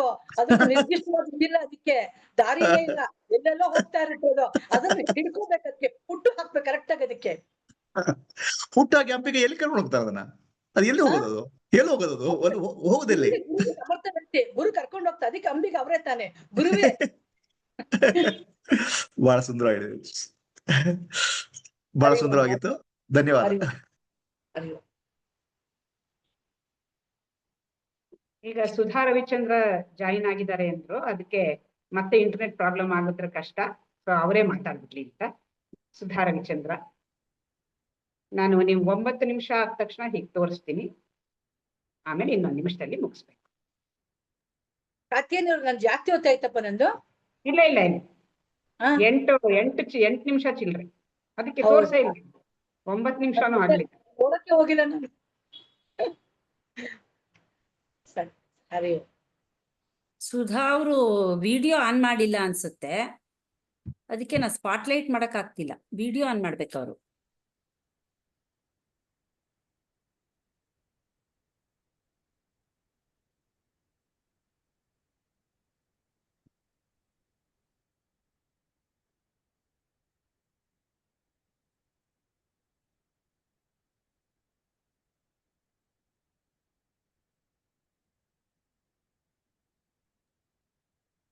ಆಗ್ತಾ ಇಲ್ವಾ ವಿಡಿಯೋ ಆನ್ ಮಾಡಕ್ಕೆ ಸುಧಾ ಅವ್ರೆ?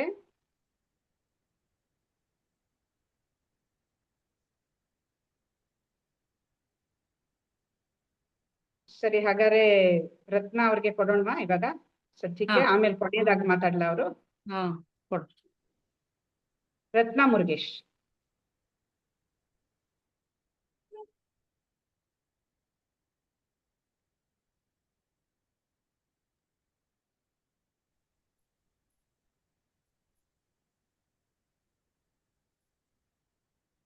ಗುರುಗಳ ಪಾದಾರವಿಂದಗಳಲ್ಲಿ ನನ್ನ ಶಿರಸಾಷ್ಟಾಂಗ ನಮಸ್ಕಾರಗಳನ್ನು ಮಾಡ್ತಾ, ಎಲ್ಲ ಆತ್ಮಜ್ಯೋತಿಗಳಿಗೂ ನಮಸ್ಕಾರಗಳು. ಇವತ್ತು ನನಗೆ ಪುರಂದ್ರದಾಸರ ಹುಗಾಭೋಗ ಬಂದಿದೆ, ಅದನ್ನ ನಾನು ಓದಿ ಹೇಳ್ತೀನಿ. ಬಲಿಯ ಮನೆಗೆ ವಾಮನ ಬಂದಂತೆ, ಭಗೀರಥಗೆ ಶ್ರೀಗಂಗೆ ಬಂದಂತೆ, ಮುಚುಕುಂದಗೆ ಶ್ರೀ ಮುಕುಂದ ಬಂದಂತೆ, ಗೋಪಿಯರಿಗೆ ಗೋಪಾಲ ಬಂದಂತೆ, ವಿದುರನ ಮನೆಗೆ ಶ್ರೀಕೃಷ್ಣ ಬಂದಂತೆ, ವಿಭೀಷಣನ ಮನೆಗೆ ಶ್ರೀರಾಮ ಬಂದಂತೆ, ನಿನ್ನ ನಾಮವು ನನ್ನ ನಾಲಿಗೆಯಲ್ಲಿ ಬಂದು ನೀನಾ ತನ್ನ ನಿಂದಂತೆ, ಶ್ರೀ ಪುರಂದರ ವಿಠಲ ಅಂತ ಪುರಂದರ ದಾಸರು ಈ ಒಂದು ಉಗಾಭೋಗವನ್ನ ಕೊಟ್ಟಿದ್ದಾರೆ. ಇದರಲ್ಲಿ 5 ಜನ ಭಕ್ತರನ್ನ ಪರಮಾತ್ಮ ಹೇಗೆ ಅವರನ್ನ ಬೇರೆ ಬೇರೆ ದಾರಿಯಲ್ಲಿ ಅವರನ್ನ ಬೇರೆ ಬೇರೆ ಅವತಾರಗಳಲ್ಲಿ ಅವರನ್ನ ಒಂದು ಸ್ಥಾನಮಾನಗಳನ್ನು ಕೊಟ್ಟು ಹೇಗೆ ಅನುಗ್ರಹಿಸ್ತಾನೆ ಅನ್ನೋ ಒಂದು ಇದನ್ನ ನಾನು ಹೇಳ್ತೀನಿ. ಮೊದಲಿಗೆ ಬಲಿಯ ಮನೆಗೆ ವಾಮನ ಬಂದಂತೆ. ಈಗ ಬಲಿ ಚಕ್ರವರ್ತಿ ಕಥೆ ಎಲ್ಲರಿಗೂ ಗೊತ್ತಿರುವ ಹಾಗೆ, ಬಲಿ ಚಕ್ರವರ್ತಿ ಎಲ್ಲ ರಾಜ್ಯಗಳನ್ನ ಗೆದ್ದು ಅವನು ತುಂಬಾ ಸಾಮ್ರಾಜ್ಯವನ್ನು ನಂದೇ ಅಂತ ಎಲ್ಲ ಒಂದು ಅಹಮ್ಮಿಂದ ಅವನು ಅಹಮ್ಮ ಒಂದು ಅಹಂಕಾರ ಬಂದಿರುತ್ತೆ ಅವನಿಗೆ. ಆವಾಗ ಅವನಿಗೆ ಮತ್ತೆ ಇನ್ನೊಂದು ದುರಾಸೆ ಬರುತ್ತೆ, ನಾನು ಎಲ್ಲ ಲೋಕಗಳನ್ನೆಲ್ಲ ಗೆದ್ದು ಬಿಟ್ರೆ ನಾನೇ ಅಧಿಪತಿ ಆಗ್ಬಹುದು, ನನ್ನ ಅಸುರ ಸಂತತಿಯನ್ನೇ ನಾನು ಮಾಡ್ಕೋಬಹುದು, ಹಾಗಾಗಿ ನನ್ನನ್ನು ಯಾರು ಕೇಳೋರಿರಲ್ಲ ಅಂತ ಅನ್ಕೊಂಡ್ಬಿಟ್ಟ ಅವನಿಗೆ ಬರುತ್ತೆ ಮನಸ್ಸಿಗೆ. ತಕ್ಷಣ ಅದು ವಿಷ್ಣು ಪರಮಾತ್ಮನಿಗೆ ಗೊತ್ತಾಗ್ಬಿಡುತ್ತೆ. ತಕ್ಷಣ ಆವಾಗ ವಿಷ್ಣು ವಾಮನ ಅವತಾರದಲ್ಲಿ ಬಂದು ಬಲಿಯನ್ನ 3 ಹೆಜ್ಜೆ ಜಾಗವನ್ನ ದಾನವಾಗಿ ಕೇಳ್ತಾನೆ. ಆವಾಗ ಆಯ್ತು ಅಂತ ಹೇಳಿ ಕೊಡ್ತೀನಿ ಅಂದಾಗ ವಾಮನ ವಿಷ್ಣು ಒಂದು ಪಾದವನ್ನ ಬ್ರಹ್ಮಾಂಡಕ್ಕೆ ಇಡ್ತಾರೆ, ಇನ್ನೊಂದು ಪಾದವನ್ನ ಆಕಾಶದಲ್ಲಿ ಇಡ್ತಾರೆ. ಇನ್ನೊಂದು ಪಾದ ಎಲ್ಲಿ ಇಡ್ಲಿ ರಾಜ ಅಂತ ಕೇಳಿದಾಗ ನನ್ನ ತಲೆ ಮೇಲೆ ಹಿಡಿ ಅಂತ ಅಂದ್ರೆ ಆವಾಗ್ಲೇ ಅವನಿಗೆ ಗೊತ್ತಾಗ್ಬಿಟ್ಟಿರುತ್ತೆ ಪರಮಾತ್ಮನೇ ಬಂದಿದ್ದಾನೆ ಅಂತ. ಸರಿ, ಆವಾಗ ಅವನು ಆಗ ಪಾತಾಳಕ್ಕೆ ತುಳಿತಾನೆ ಆ ವಾಮನ ರೂಪದ ಭಗವಂತ. ಸರಿ, ಆವಾಗ ಅವನ ಗರ್ವ ಎಲ್ಲ ನಾಶ ಆಗುತ್ತೆ. ಸರಿ, ಆವಾಗ ಅವನಿಗೆ ಒಂದು ಸಾಮ್ರಾಜ್ಯವನ್ನು ಅಲ್ಲೇ ಮಾಡಿಕೊಟ್ಟು ಅವನಿಗೆ ಧರ್ಮಾತ್ಮನಾಗಿ ರಾಜ್ಯಭಾರ ಮಾಡು ಅಂತ ಹೇಳಿ ಅವನನ್ನು ಕೂಡ ಅನುಗ್ರಹಿಸ್ತಾರೆ. ಮುಂದೆ 2ನೇದು ಭಗೀರಥಗೆ ಶ್ರೀ ಗಂಗೆ ಬಂದಂತೆ. ಭಗೀರಥ ಕೂಡ ದೊಡ್ಡ ತಪಸ್ವಿ, ಅವನಿಗೂ ಕೂಡ ಅವನ ವಂಶಜರ ಒಂದು ಮುಕ್ತಿಗೋಸ್ಕರ ಅವನು ಪರಮಾತ್ಮನನ್ನ ಧ್ಯಾನ ಮಾಡ್ತಾ ಇರ್ತಾನೆ. ಹಾಗಾಗಿ ಅವನಿಗೆ ಗಂಗೆಯನ್ನ ಅವನು 100 ವರ್ಷಗಳ ಕಾಲ ತಪಸ್ಸು ಮಾಡಿ ಒಲಿಸ್ಕೊಂಡು ಆ ನಂತರ ಗಂಗೆ ಹೇಳ್ತಾಳೆ, ನನ್ನ ರಭಸವನ್ನು ತಡೆಯಕ್ಕೆ ಇನ್ನೊಬ್ರು ಬೇಕಪ್ಪ ಅಂದಾಗ ಆವಾಗ ಅವನಿಗನ್ಸುತ್ತೆ ಸಾಕ್ಷಾತ್ ಪರಮೇಶ್ವರ ಬೇಕು ಈಗ ಅಂತ. ಪರಮೇಶ್ವರನು ಕೂಡ 1000 ವರ್ಷ ಕುರಿತು ತಪಸ್ಸು ಮಾಡಿ ಅವನನ್ನು ಕೂಡ ಒಲಿಸ್ಕೊಂಡು ಅವನ ಜಡೆಯಿಂದ ಗಂಗೆಯನ್ನ ಭೂಲೋಕಕ್ಕೆ ತರ್ತಾನೆ.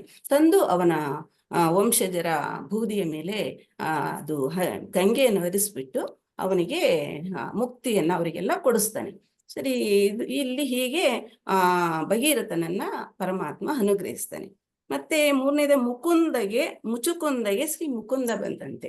ಮುಚುಕುಂದ ಅಂದ್ರೆ ಅವನು ಕೂಡ ಒಬ್ಬ ಒಳ್ಳೆ ರಾಜನೇ, ಅವನು ಭಕ್ತ. ಆದ್ರೆ ಅವನು ಒಮ್ಮೆ ಒಂದ್ಸಲ ದೇವತೆಗಳಿಗೂ ರಾಕ್ಷಸರಿಗೂ ಯುದ್ಧ ಆಗುತ್ತೆ. ಆವಾಗ ಈ ರಾಕ್ಷಸರನ್ನ ಓಡಿಸ್ಬಿಟ್ಟು ಅವನು ದೇವತೆಗಳಿಗೆ ಒಂದು ಜಯ ತಂದು ಕೊಟ್ಟಿರ್ತಾನೆ.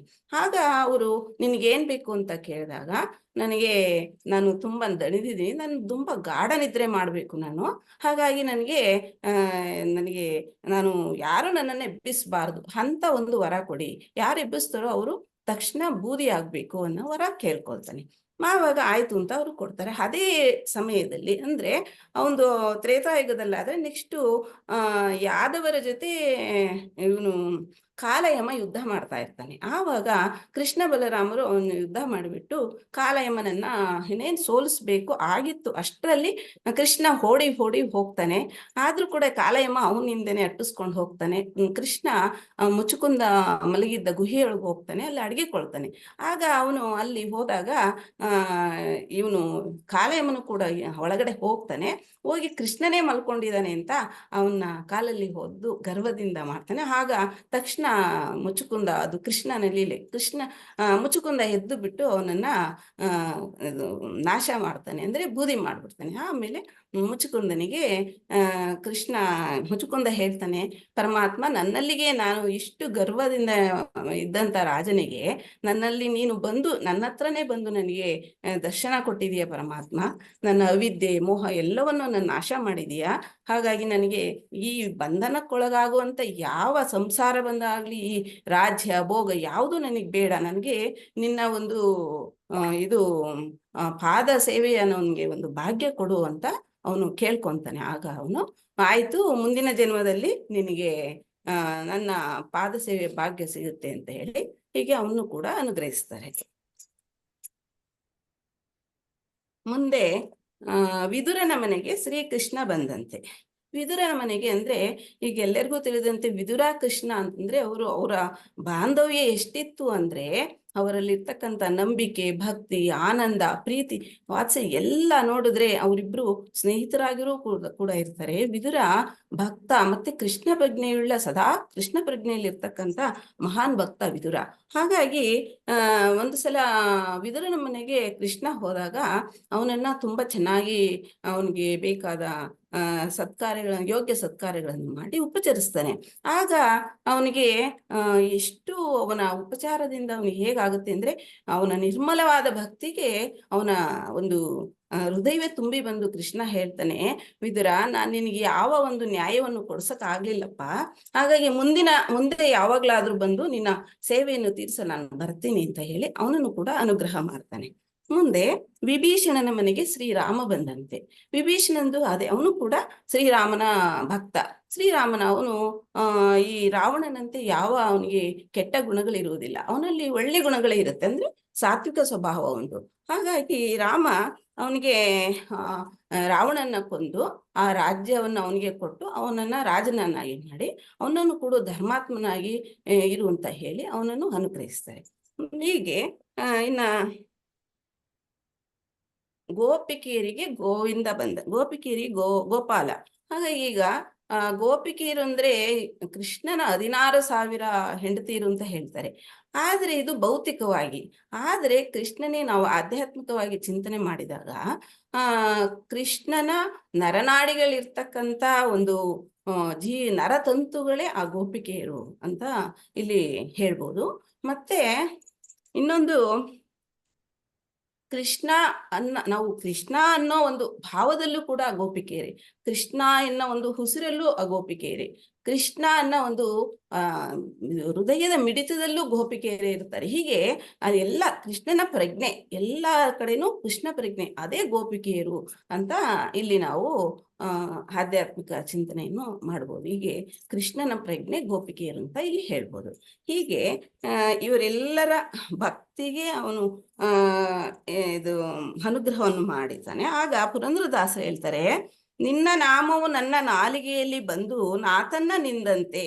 ಅಂದ್ರೆ ನಿನ್ನ ನಾಮವನ್ನು ನಾನು ಭಜಿಸಿ ಪರಮಾತ್ಮ ನಾನು ನಿನ್ನಲ್ಲೇ ನಿಂತುಬಿಟ್ಟೆ, ನನ್ನನ್ನು ಕೂಡ ಅನುಗ್ರಹ ಮಾಡು, ನನಗೂ ಅನುಗ್ರಹ ಮಾಡಿ ಮುಕ್ತನನ್ನಾಗಿ ಮಾಡು ಅಂತ ಪುರಂದರದಾಸರು ಕೂಡ ಕೇಳ್ಕೊಳ್ತಾರೆ. ಹಾಗೇನೆ ಪರಮಾತ್ಮ ನಮಗೂ ಕೂಡ ಪರಮಾತ್ಮ ನಮಗೆ ಒಂದು ಸಚ್ಚಿತ್ ಆನಂದ ಸ್ವರೂಪವನ್ನು ಕೊಟ್ಟು ನಮ್ಮಲ್ಲಿ ಒಂದು ಕೊಟ್ಟು ನಮ್ಮನ್ನು ಕೂಡ ಇದು ಹರಿಸ್ಲಿ, ನಮ್ಮನ್ನು ಒಂದು ಸದ್ಗತಿಯನ್ನು ನಮಗೂ ಕೊಡ್ಲಿ, ನಮ್ಮನ್ನು ಕೂಡ ಮುಕ್ತರನ್ನಾಗಿ ಮಾಡಲಿ ಅಂತ ಹೇಳಿ ನಾನು ನನ್ನ ಮಾತನ್ನ ಮುಗಿಸ್ತೀನಿ. ಬಹಳ ಸುಂದರವಾಗಿತ್ತರ ರತ್ನ ಅವರೇ. ಬಲಿಚಕ್ರವರ್ತಿಯ ಕಥೆ ಹೇಳಿದ್ರಿ. ಈ ಬಲಿಚಕ್ರವರ್ತಿಯ ಆಧ್ಯಾತ್ಮಿಕ ಅರ್ಥ ಏನಿದೆಯಾ ಬಲಿಚಕ್ರವರ್ತಿಯ ಕಥೆಗೆ? ಆಧ್ಯಾತ್ಮಿಕ ಅರ್ಥ ಅಂದ್ರೆ ಅವನಲ್ಲಿರ್ತಕ್ಕಂಥ ಗರ್ವದ ಒಂದು ಪರದೆ, ಆ ಮಾಯೆಯನ್ನ ಸರಿಸ್ಬಿಟ್ಟು ಅವನನ್ನು ಕೂಡ ಜ್ಞಾನಿಯನ್ನಾಗಿ ಮಾಡ್ತಾನೆ. ಹಾಗಾಗಿ ಅವನು ಮುಂದೆ ಅವನು ಜ್ಞಾನವಂತನಾಗಿ ರಾಜ್ಯಭಾರ ಮಾಡುತ್ತ ಹೇಳ್ತಾನೆ. ಮಹಾಬಲಿ ಅಂದ್ರೆ ಅಹಂಕಾರ ಅಂದ್ರೆ ಮಹಾಬಲಿ, ಅದು ನಾನೇ ದೊಡ್ಡವನು ಅಂತ ಹೇಳ್ತದ. ಹಾಗೆ ಬಹಳ ಸುಂದರವಾಗಿತ್ತು ರತ್ನ ಅವರೇ, ವೆರಿ ಗುಡ್. ಈಗ ಕೊನೆಯದಾಗಿ ಸುಧಾ ರವಿಚಂದ್ರ ಮಾತಾಡಕ್ಕೆ ಆಗತ್ತಾ? ಅವ್ರ ಅಕಸ್ಮಾತ್ ಆಗಿ ವಿಡಿಯೋ ಆನ್ ಮಾಡಕ್ಕೆ ಹೋದ್ರೆ ಆಡಿಯೋ ಆನ್ ಮಾಡ್ಕೊಂಡು ಅಷ್ಟೇ ಮಾತಾಡ್ಲಿ, ಸ್ಪಾಟ್ಲೈಟ್ ಮಾಡಕ್ ಆಗಲ್ಲ, ನೋಡಕ್ಕಾಗಲ್ಲ. ಬಂದ್ರು. ಹರಿ ಓಂ ಮೇಡಮ್, ಕೇಳಿಸ್ತಾ ಇದೆಯಾ? ಹರಿ ಓಂ. ನಮಸ್ತೆ ಗುರುಜಿ. ನಮಸ್ತೆ ಸುಧಾ ಅವರೇ. ನಮಸ್ತೆ. ಇವತ್ತು ಗುರುಗಳನ್ನ ಮುಂದೆ ನೋಡಿ ಫುಲ್ ಟೆನ್ಷನ್ ಆಗೋಗಿತ್ತು ನಮ್ಗೆ. ಗುರುಗಳು ನೋಡಿ ಆರಾಮಾಗ್ಬೇಕ್ರಿ, ಅದೇನ್ ಟೆನ್ಷನ್ ಎಂತದ್ರಿ ಅದು? ಫುಲ್ ಇವತ್ತು ಆಮೆ ಆಗಿಲ್ಲ, ಝೂಮ್ ಲಿಂಕ್ 6 ಗಂಟೆ ಮಿಸ್ ಮಾಡ್ಕೊಂಡೆ ಇವತ್ತು. ಪ್ರಯತ್ನ ಮಾಡಕ್ಕೆ ಅಂತ ಎಲ್ಲ ಆಗತ್ತೆ, ಏನ್ ಟೆನ್ಷನ್ ಕೊಡೋ ಅಗತ್ಯ ಇಲ್ಲ, ಆರಾಮಾಗಿದೆ. ನಮ್ ದಯ ಗುರುಜಿ. ಒಳ್ಳೆದಾಗಿ ಹೇಳಿ.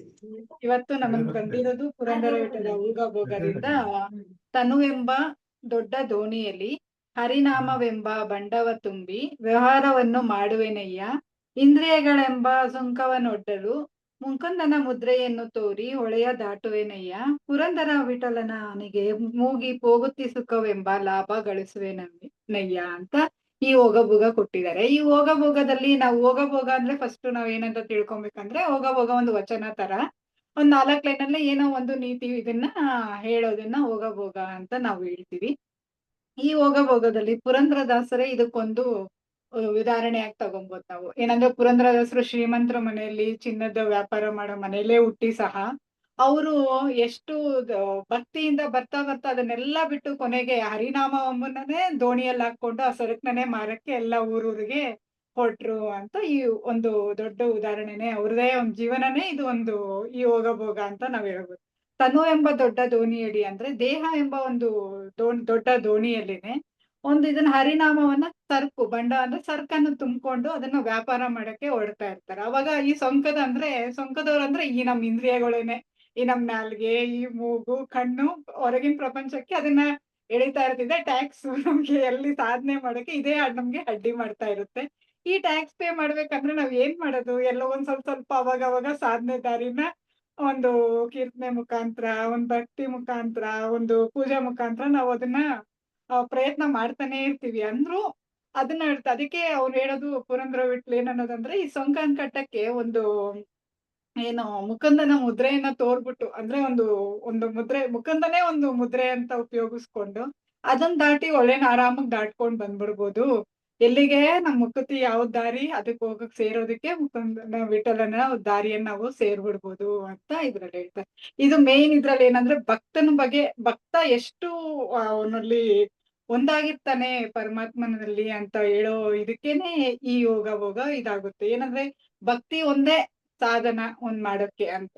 ಸೊ ಇದು ಒಂದ್ ಕಥೆಯಲ್ಲಿ ಒಂದು ರಾಮಾಯಣದಲ್ಲಿ ನಾವು ಒಂದು ಎಕ್ಸಾಂಪಲ್ ನೋಡ್ಬೋದು. ರಾಮ ಕಪಿಸೇನನ್ ಕರ್ಕೊಂಡೋಗಿ ಒಂದು ಸೇತುವೆ ಕಟ್ಟಕ್ಕೆ ಅಂತ ಹೋಗ್ತಾರೆ. ಅವಾಗ ಇದೆಲ್ಲ ವಾನರೆಲ್ಲಾನು ಒಂದೊಂದು ಶ್ರೀರಾಮ್ ಅಂತ ಬರೆದ್ಬಿಟ್ಟು ಕಲ್ಲನ್ನ ಹಾಕ್ತಾರೆ. ಅವಾಗ ಅದು ತೇಲುತ್ತೆ. ಅಂದ್ರೆ ರಾಮನೇ ಒಂದ್ ಕಲ್ಲು ಎಸಿತಾನೆ, ಅದು ತೇಲೋದೇ ಇಲ್ಲ. ಏನಂದ್ರೆ ಅವನಿಗೆ ಅದ್ರ ನಂಬಿಕೆ ಇಲ್ಲ. ಅಂದ್ರೆ ಈ ಕಪಿಯವ್ರಿಗೆ ಅದ್ರ ನಾಮದ ಮೇಲೆ ಅಷ್ಟೊಂದು ನಂಬಿಕೆ, ಆ ನಂಬಿಕೆಯಿಂದ ಅದು ತೇಲುತ್ತೆ. ಅಂದ್ರೆ ರಾಮ ಎಸೆದು ಮುಳುಗೋಗುತ್ತೆ, ಇವ್ರು ಎಸ್ದಾಗ ಅದ್ ಹೆಂಗೆ ಅಂತ ಅವಾಗ ಅವ್ರು ಯೋಚನೆ ಅಂದ್ರೆ ಆ ಭಕ್ತರಿಗೆ ಅವರು ನಾಮದಲ್ಲಿರುವ ನಂಬಿಕೆ ದೃಢವಾಗದ್ದು ಅಂತ ಹೇಳ್ಬೋದು. ಮತ್ತೆ ಇದನ್ನೇ ಎಕ್ಸಾಂಪಲ್ ಆಗಿ ಭಕ್ತ ಕುಂಬಾರ ತಗೊಬಹುದು. ಮತ್ತೆ ಹರಿದಾಸದ್ದು ಎಷ್ಟೊಂದು ಈ ತರದ್ದು ಉದಾಹರಣೆ ನೋಡ್ಬೋದು ನಾವು. ಕನಕದಾಸರದ್ದು ಭಜನೆ ಕೀರ್ತನೆ ಮಾಡ್ತಾನೆ ವಿಗ್ರಹನೇ ಈ ಕಡೆಗೆ ತಿರುಗಿ ಅವ್ರನ್ನ ಆಶೀರ್ವಾದ ಮಾಡಕ್ಕೆ ಇದಾಗುತ್ತೆ. ಮತ್ತೆ ನಾವು ಇದ್ರಲ್ಲಿ ನೋಡ್ಬೋದೇನು, ಪ್ರಹ್ಲಾದ ಕಥೆಯಲ್ಲಿ ಅವ್ರ ತಂದೆ ಅಷ್ಟೊಂದು ಇದಾದ್ರು, ಈಗ ನಾವಾದ್ರೂ ಆದ್ರೆ ಅಷ್ಟೊಂದು ಭಯ ಪಡಿಸಿದ್ರೆ ಬೇಡ ಬೇಡಪ್ಪ ನಾನು ಒಪ್ಕೊಳಲ್ಲ,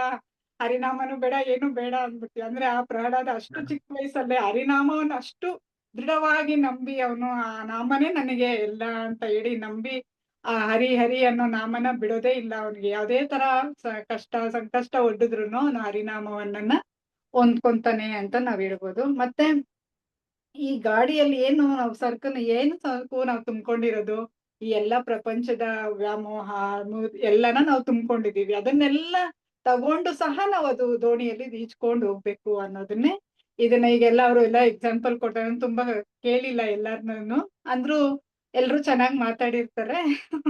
ಅದ್ರಲ್ಲಿ ಹೆಂಗೆ ಅಂದ್ರೆ ತಾವರೆ ಹೂ ಹೆಂಗೆ ಒಂದು ಎಕ್ಸಾಂಪಲ್ ಕೊಟ್ರು, ಹೆಂಗೆ ಆ ತರ ನಾವುನು ಇದ್ರಲ್ಲಿ ಇದ್ಕೊಂಡು ಈ ಪ್ರಪಂಚದ ಇದ್ರಲ್ಲಿ ನಾವು ತೇಲ್ಕೊಂಡು ಮುಖಂದ ಮುದ್ರೆಯನ್ನು ತೋರಿ ಭಕ್ತಿ ನಾಮ ಮೇನ್ ನಾಮ ಇದ್ರಲ್ಲಿ ಇನ್ನೊಂದು ಹೇಳ್ತಾರಲ್ಲ, ಭಕ್ತಿನೇ ನಾಮದ ಫಲ.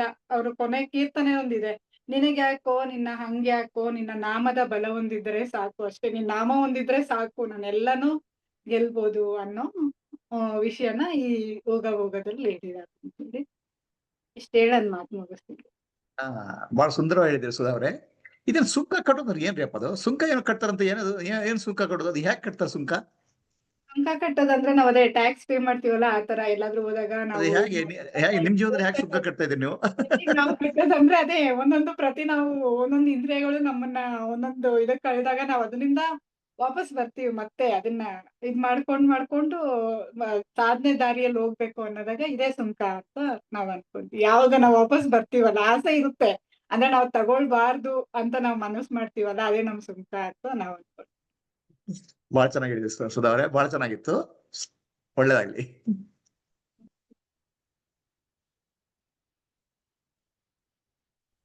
ಇಲ್ಲಿಗೆ ಎಲ್ರದ್ದು ಆಯ್ತು ಗುರುಜಿ. ಇನ್ನೊಂದ್ ಇಬ್ರಿಗೆ ಬರಕ್ ಆಗ್ಲಿಲ್ಲ, ಅವ್ರಿಗೆ ಅವ್ರದ್ದೇ ಆದ ವೈಯಕ್ತಿಕ ತೊಂದರೆಗಳಿಂದ. ಈಗ ಕೊನೆಯದಾಗಿ ನೀವು ಏನಾದ್ರು ಎಲ್ರಿಗೂ ಹೇಳೋದಾದ್ರೆ ಹೇಳ್ಬೋದು. ಬಹಳ ಸಂತೋಷ. ಜ್ಞಾನ ಬಿಂದುನ ಇದು, ಜ್ಞಾನ ಸಿಂಧುನ ಇದು? ಸಿಂಧು. ಜ್ಞಾನ ಸಿಂಧು. ಜ್ಞಾನ ಸಿಂಧು ಅಂದ್ರೆ ಸಮುದ್ರ. ಜ್ಞಾನ ಸಮುದ್ರದಲ್ಲಿ ಅದಕ್ಕೆ ಹಿಂದ್ಗಡೆ ಸಮುದ್ರ ಇದೆ ನಮ್ದು. ಹಿಂದ್ಗಡೆ ಸಮುದ್ರ. ಜ್ಞಾನ ಸಿಂಧುವಿನೆಲ್ಲ ಈಜಾಡಿದಾರ, ಯಾರು ಮುಳುಗೋಗಿಲ್ಲ, ಎಲ್ಲ ತೇಲಾಡಿದು ಕಲ್ತಿದ್ದೀರಾ ಆಯ್ತಾ. ಬಹಳ ಸುಂದರವಾಗಿ ಕಾರ್ಯಕ್ರಮ ಬಂತು, ಎಲ್ರು ನೋಡಿ ಬಹಳ ಸಂತೋಷ ಆಯ್ತು. ಈ ಜ್ಞಾನ ಸಿಂಧು ಇಲ್ಲಿ ತೇಲಾಡಿ ಎಲ್ಲರೊಡಿ ಜ್ಞಾನಪಾನ ಮಾಡಿ ಆನಂದ ಅನುಭವಿಸಿದ್ದೀರಾ. ಭಗವಂತ ನಿಮ್ಮವ್ರಿಗೆ ಒಳ್ಳೇದು ಮಾಡಲಿ. ಕಾತ್ಯಾಯನಿಯವರಿಗೆ, ವಾಣಿಜಿಯವರಿಗೆ ಈ ಕಾರ್ಯಕ್ರಮ ಪರಿಶ್ರಮ ಹಾಕಿ ಅದನ್ನ ಮುಂದೆ ತಗೊಂಡ್ಬಂದು ಇಷ್ಟೊಂದು ಜನರಿಗೆ ಉಪಯೋಗ ಮಾಡೋದಕ್ಕೆ ದೇವ್ರು ಭಗವಂತ ಒಳ್ಳೇದು ಮಾಡಲಿ. ಇದ್ರಲ್ಲಿ ಭಾಗವಹಿಸಿದ ಎಲ್ರಿಗೂ ಭಗವಂತ ಒಳ್ಳೇದು ಮಾಡಲಿ. ಇದೇನೋ ಕೊನೆಯ ಕಾರ್ಯಕ್ರಮ, ಕೊನೆ ದಿವಸ ಹೇಳಿದ್ರೆ ಕೊನೆ ದಿವಸ ಅಲ್ಲ, ಇದೊಂದು ಬಿಗಿನಿಂಗ್ ಅಷ್ಟೇ. ಇದು ನಿಮ್ಮಿಂದ ಇನ್ನು 4 ಜನರಿಗೆ ಹೋಗ್ಬೇಕು. ಈ ಜ್ಞಾನ ಸಿಂಧು ಅಲ್ಲಿ ನಿಲ್ಬಾರ್ದು, ಸಮುದ್ರ ಹೋಗ್ತಾ ಇರ್ಬೇಕು ಅದು ಮುಂದೆ.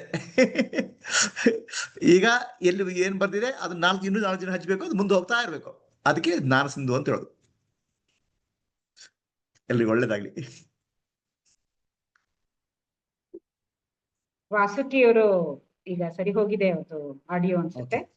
ಓಕೆ ಕನ್ಕ್ಲೂಡಿಂಗ್ ಪ್ರೇಯರ್ಸ್ ಹೇಳ್ಬಿಟ್ಟು ಇದ್ರ ಬಗ್ಗೆ ಗುರುಗಳಿಗೆ ವಂದನೆ ಹೇಳೋದು ಕಾರ್ಯ ಮಾಡಲಿ ಅಂತ ಪ್ರಾರ್ಥನೆ. ಹರಿ ಓಂ, ಕೇಳಿಸ್ತಾ ಇದೆಯಾ? ಹಾ ಕೇಳಿಸ್ತಾ ಇದೆ. ಓಕೆ. ಈ ಉಗಾಭೋಗದ ಕೊನೆಯ ಹಂತ ತುಂಬಾ ಚೆನ್ನಾಗಿ ಮೂಡಿ ಬಂತು. ಈ ಉಗಾಭೋಗದ ನನಗೆ ಇಲ್ಲಿ ಒಂದು ಚಿಕ್ಕದಾಗಿ ಹೇಳಕ್ ಇಷ್ಟಪಡ್ತೀನಿ. ಉಗಾಭೋಗ ಅಂತಂದ್ರೆ ನನಗೆ ಗೊತ್ತಿರೋ ಹಾಗೆ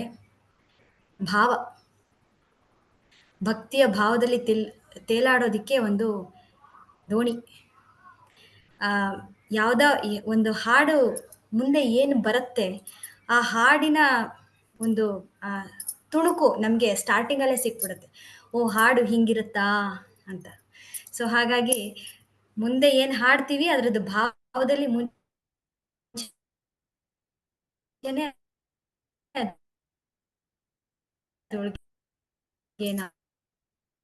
ನಾವು ತೇಲಾಡ್ತೀವಿ. ಸೊ ಸಾಕಷ್ಟು ತೇಲಾಡೋದಕ್ಕೆ ಕೇಳಿಸ್ತಾ ಇಲ್ವಾ? ಫ್ರೀಸ್ ಆಗ್ತಿದೆ. ನೀವು ವಿಡಿಯೋ ಆಫ್ ಮಾಡಿ. ವಿಡಿಯೋ ಆಫ್ ಮಾಡಿದಾಗ ಅದು ಆಡಿಯೋ ಬರ್ತದೆ. ಇವಾಗ ಕೇಳಿಸ್ತಾ ಇದೆಯಾ? ಹೌದೌದು. ಓಕೆ.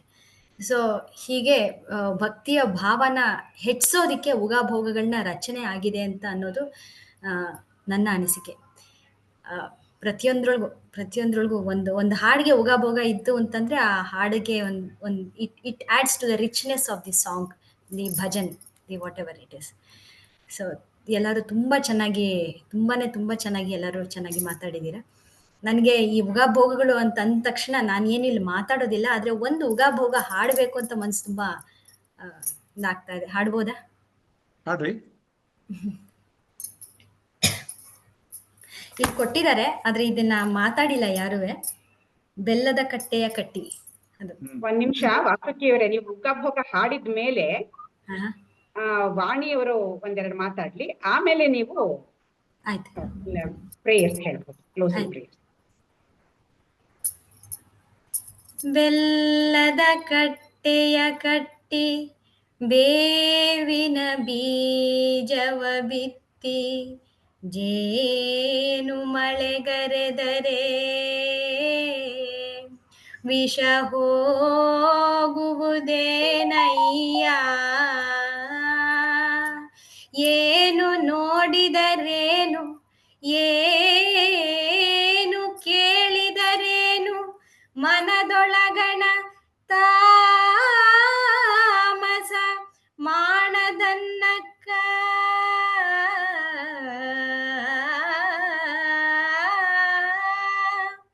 ಕೊಳಲದನಿಗೆ ಸರ್ಪ ತಲೆದೂಗುವಂದದಿ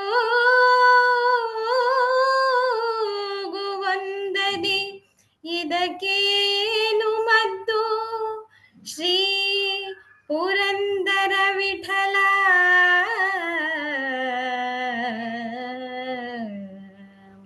ಶ್ರೀ ಪುರಂದರ ವಿಠಲ, ಪುರಂದರ ವಿಠಲ, ಪುರಂದರ ವಿಠಲ.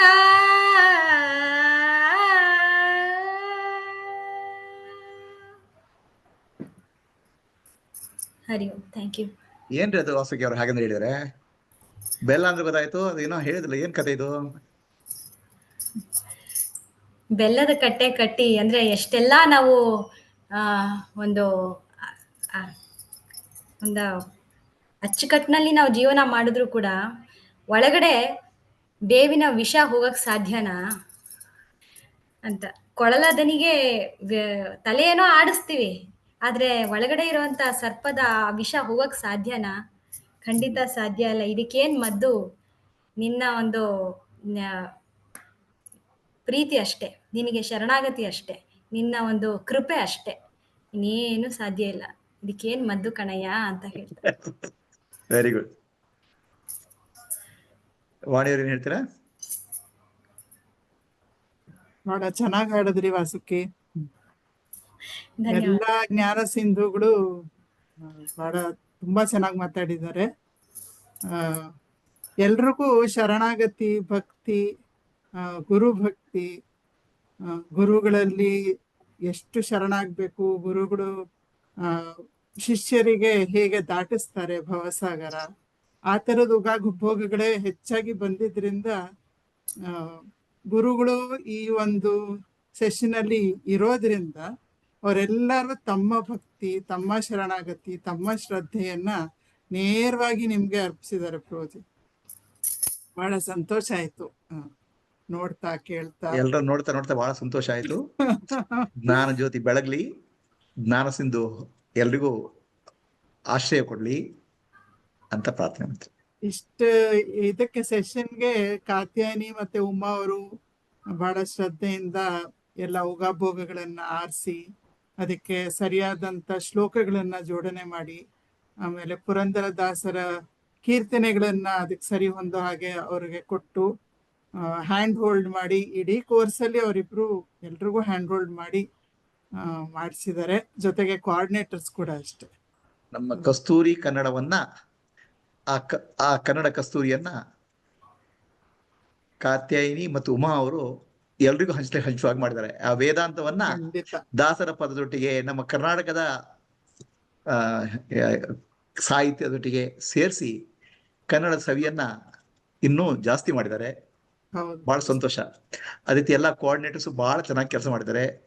ಎಲ್ರಿಗೂ ಭಗವಂತರಿಗೆ ಒಳ್ಳೆ ಮಾಡ್ಲಿ ಎಲ್ರಿಗೂ. ನೀವು ಬಂದಿದ್ದು ಎಲ್ರಿಗೂ ಬಹಳ ಹಬ್ಬದ ಸುಗ್ಗಿ ಪ್ರೋಜ್. ಬಹಳ ಸಂತೋಷ. ದೇವ್ರು ಒಳ್ಳೇದ್ ಮಾಡ್ಲಿ ಎಲ್ರಿಗೂ.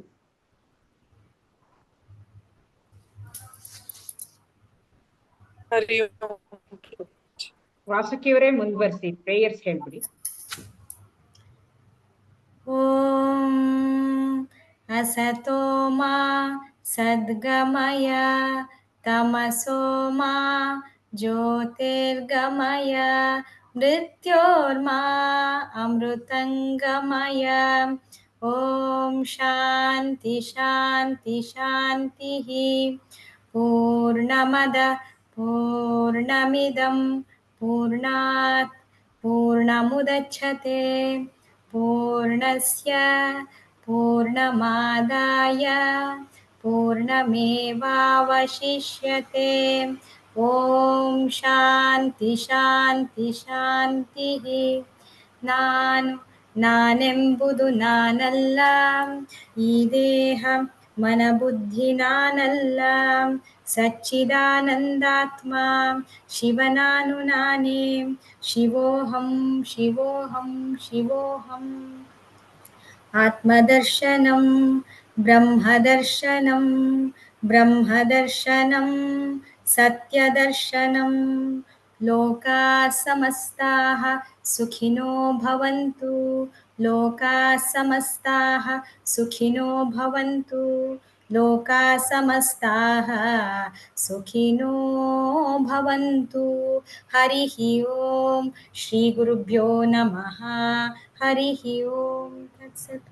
ಸರ್ವಂ ಶ್ರೀ ಗುರುಪಾದಾರ್ಪಣಮಸ್ತು. ಇವತ್ತು ಈ ಕಾರ್ಯಕ್ರಮ ನೋಡಿ ಬಹಳ ಸಂತೋಷ ಆಯಿತು.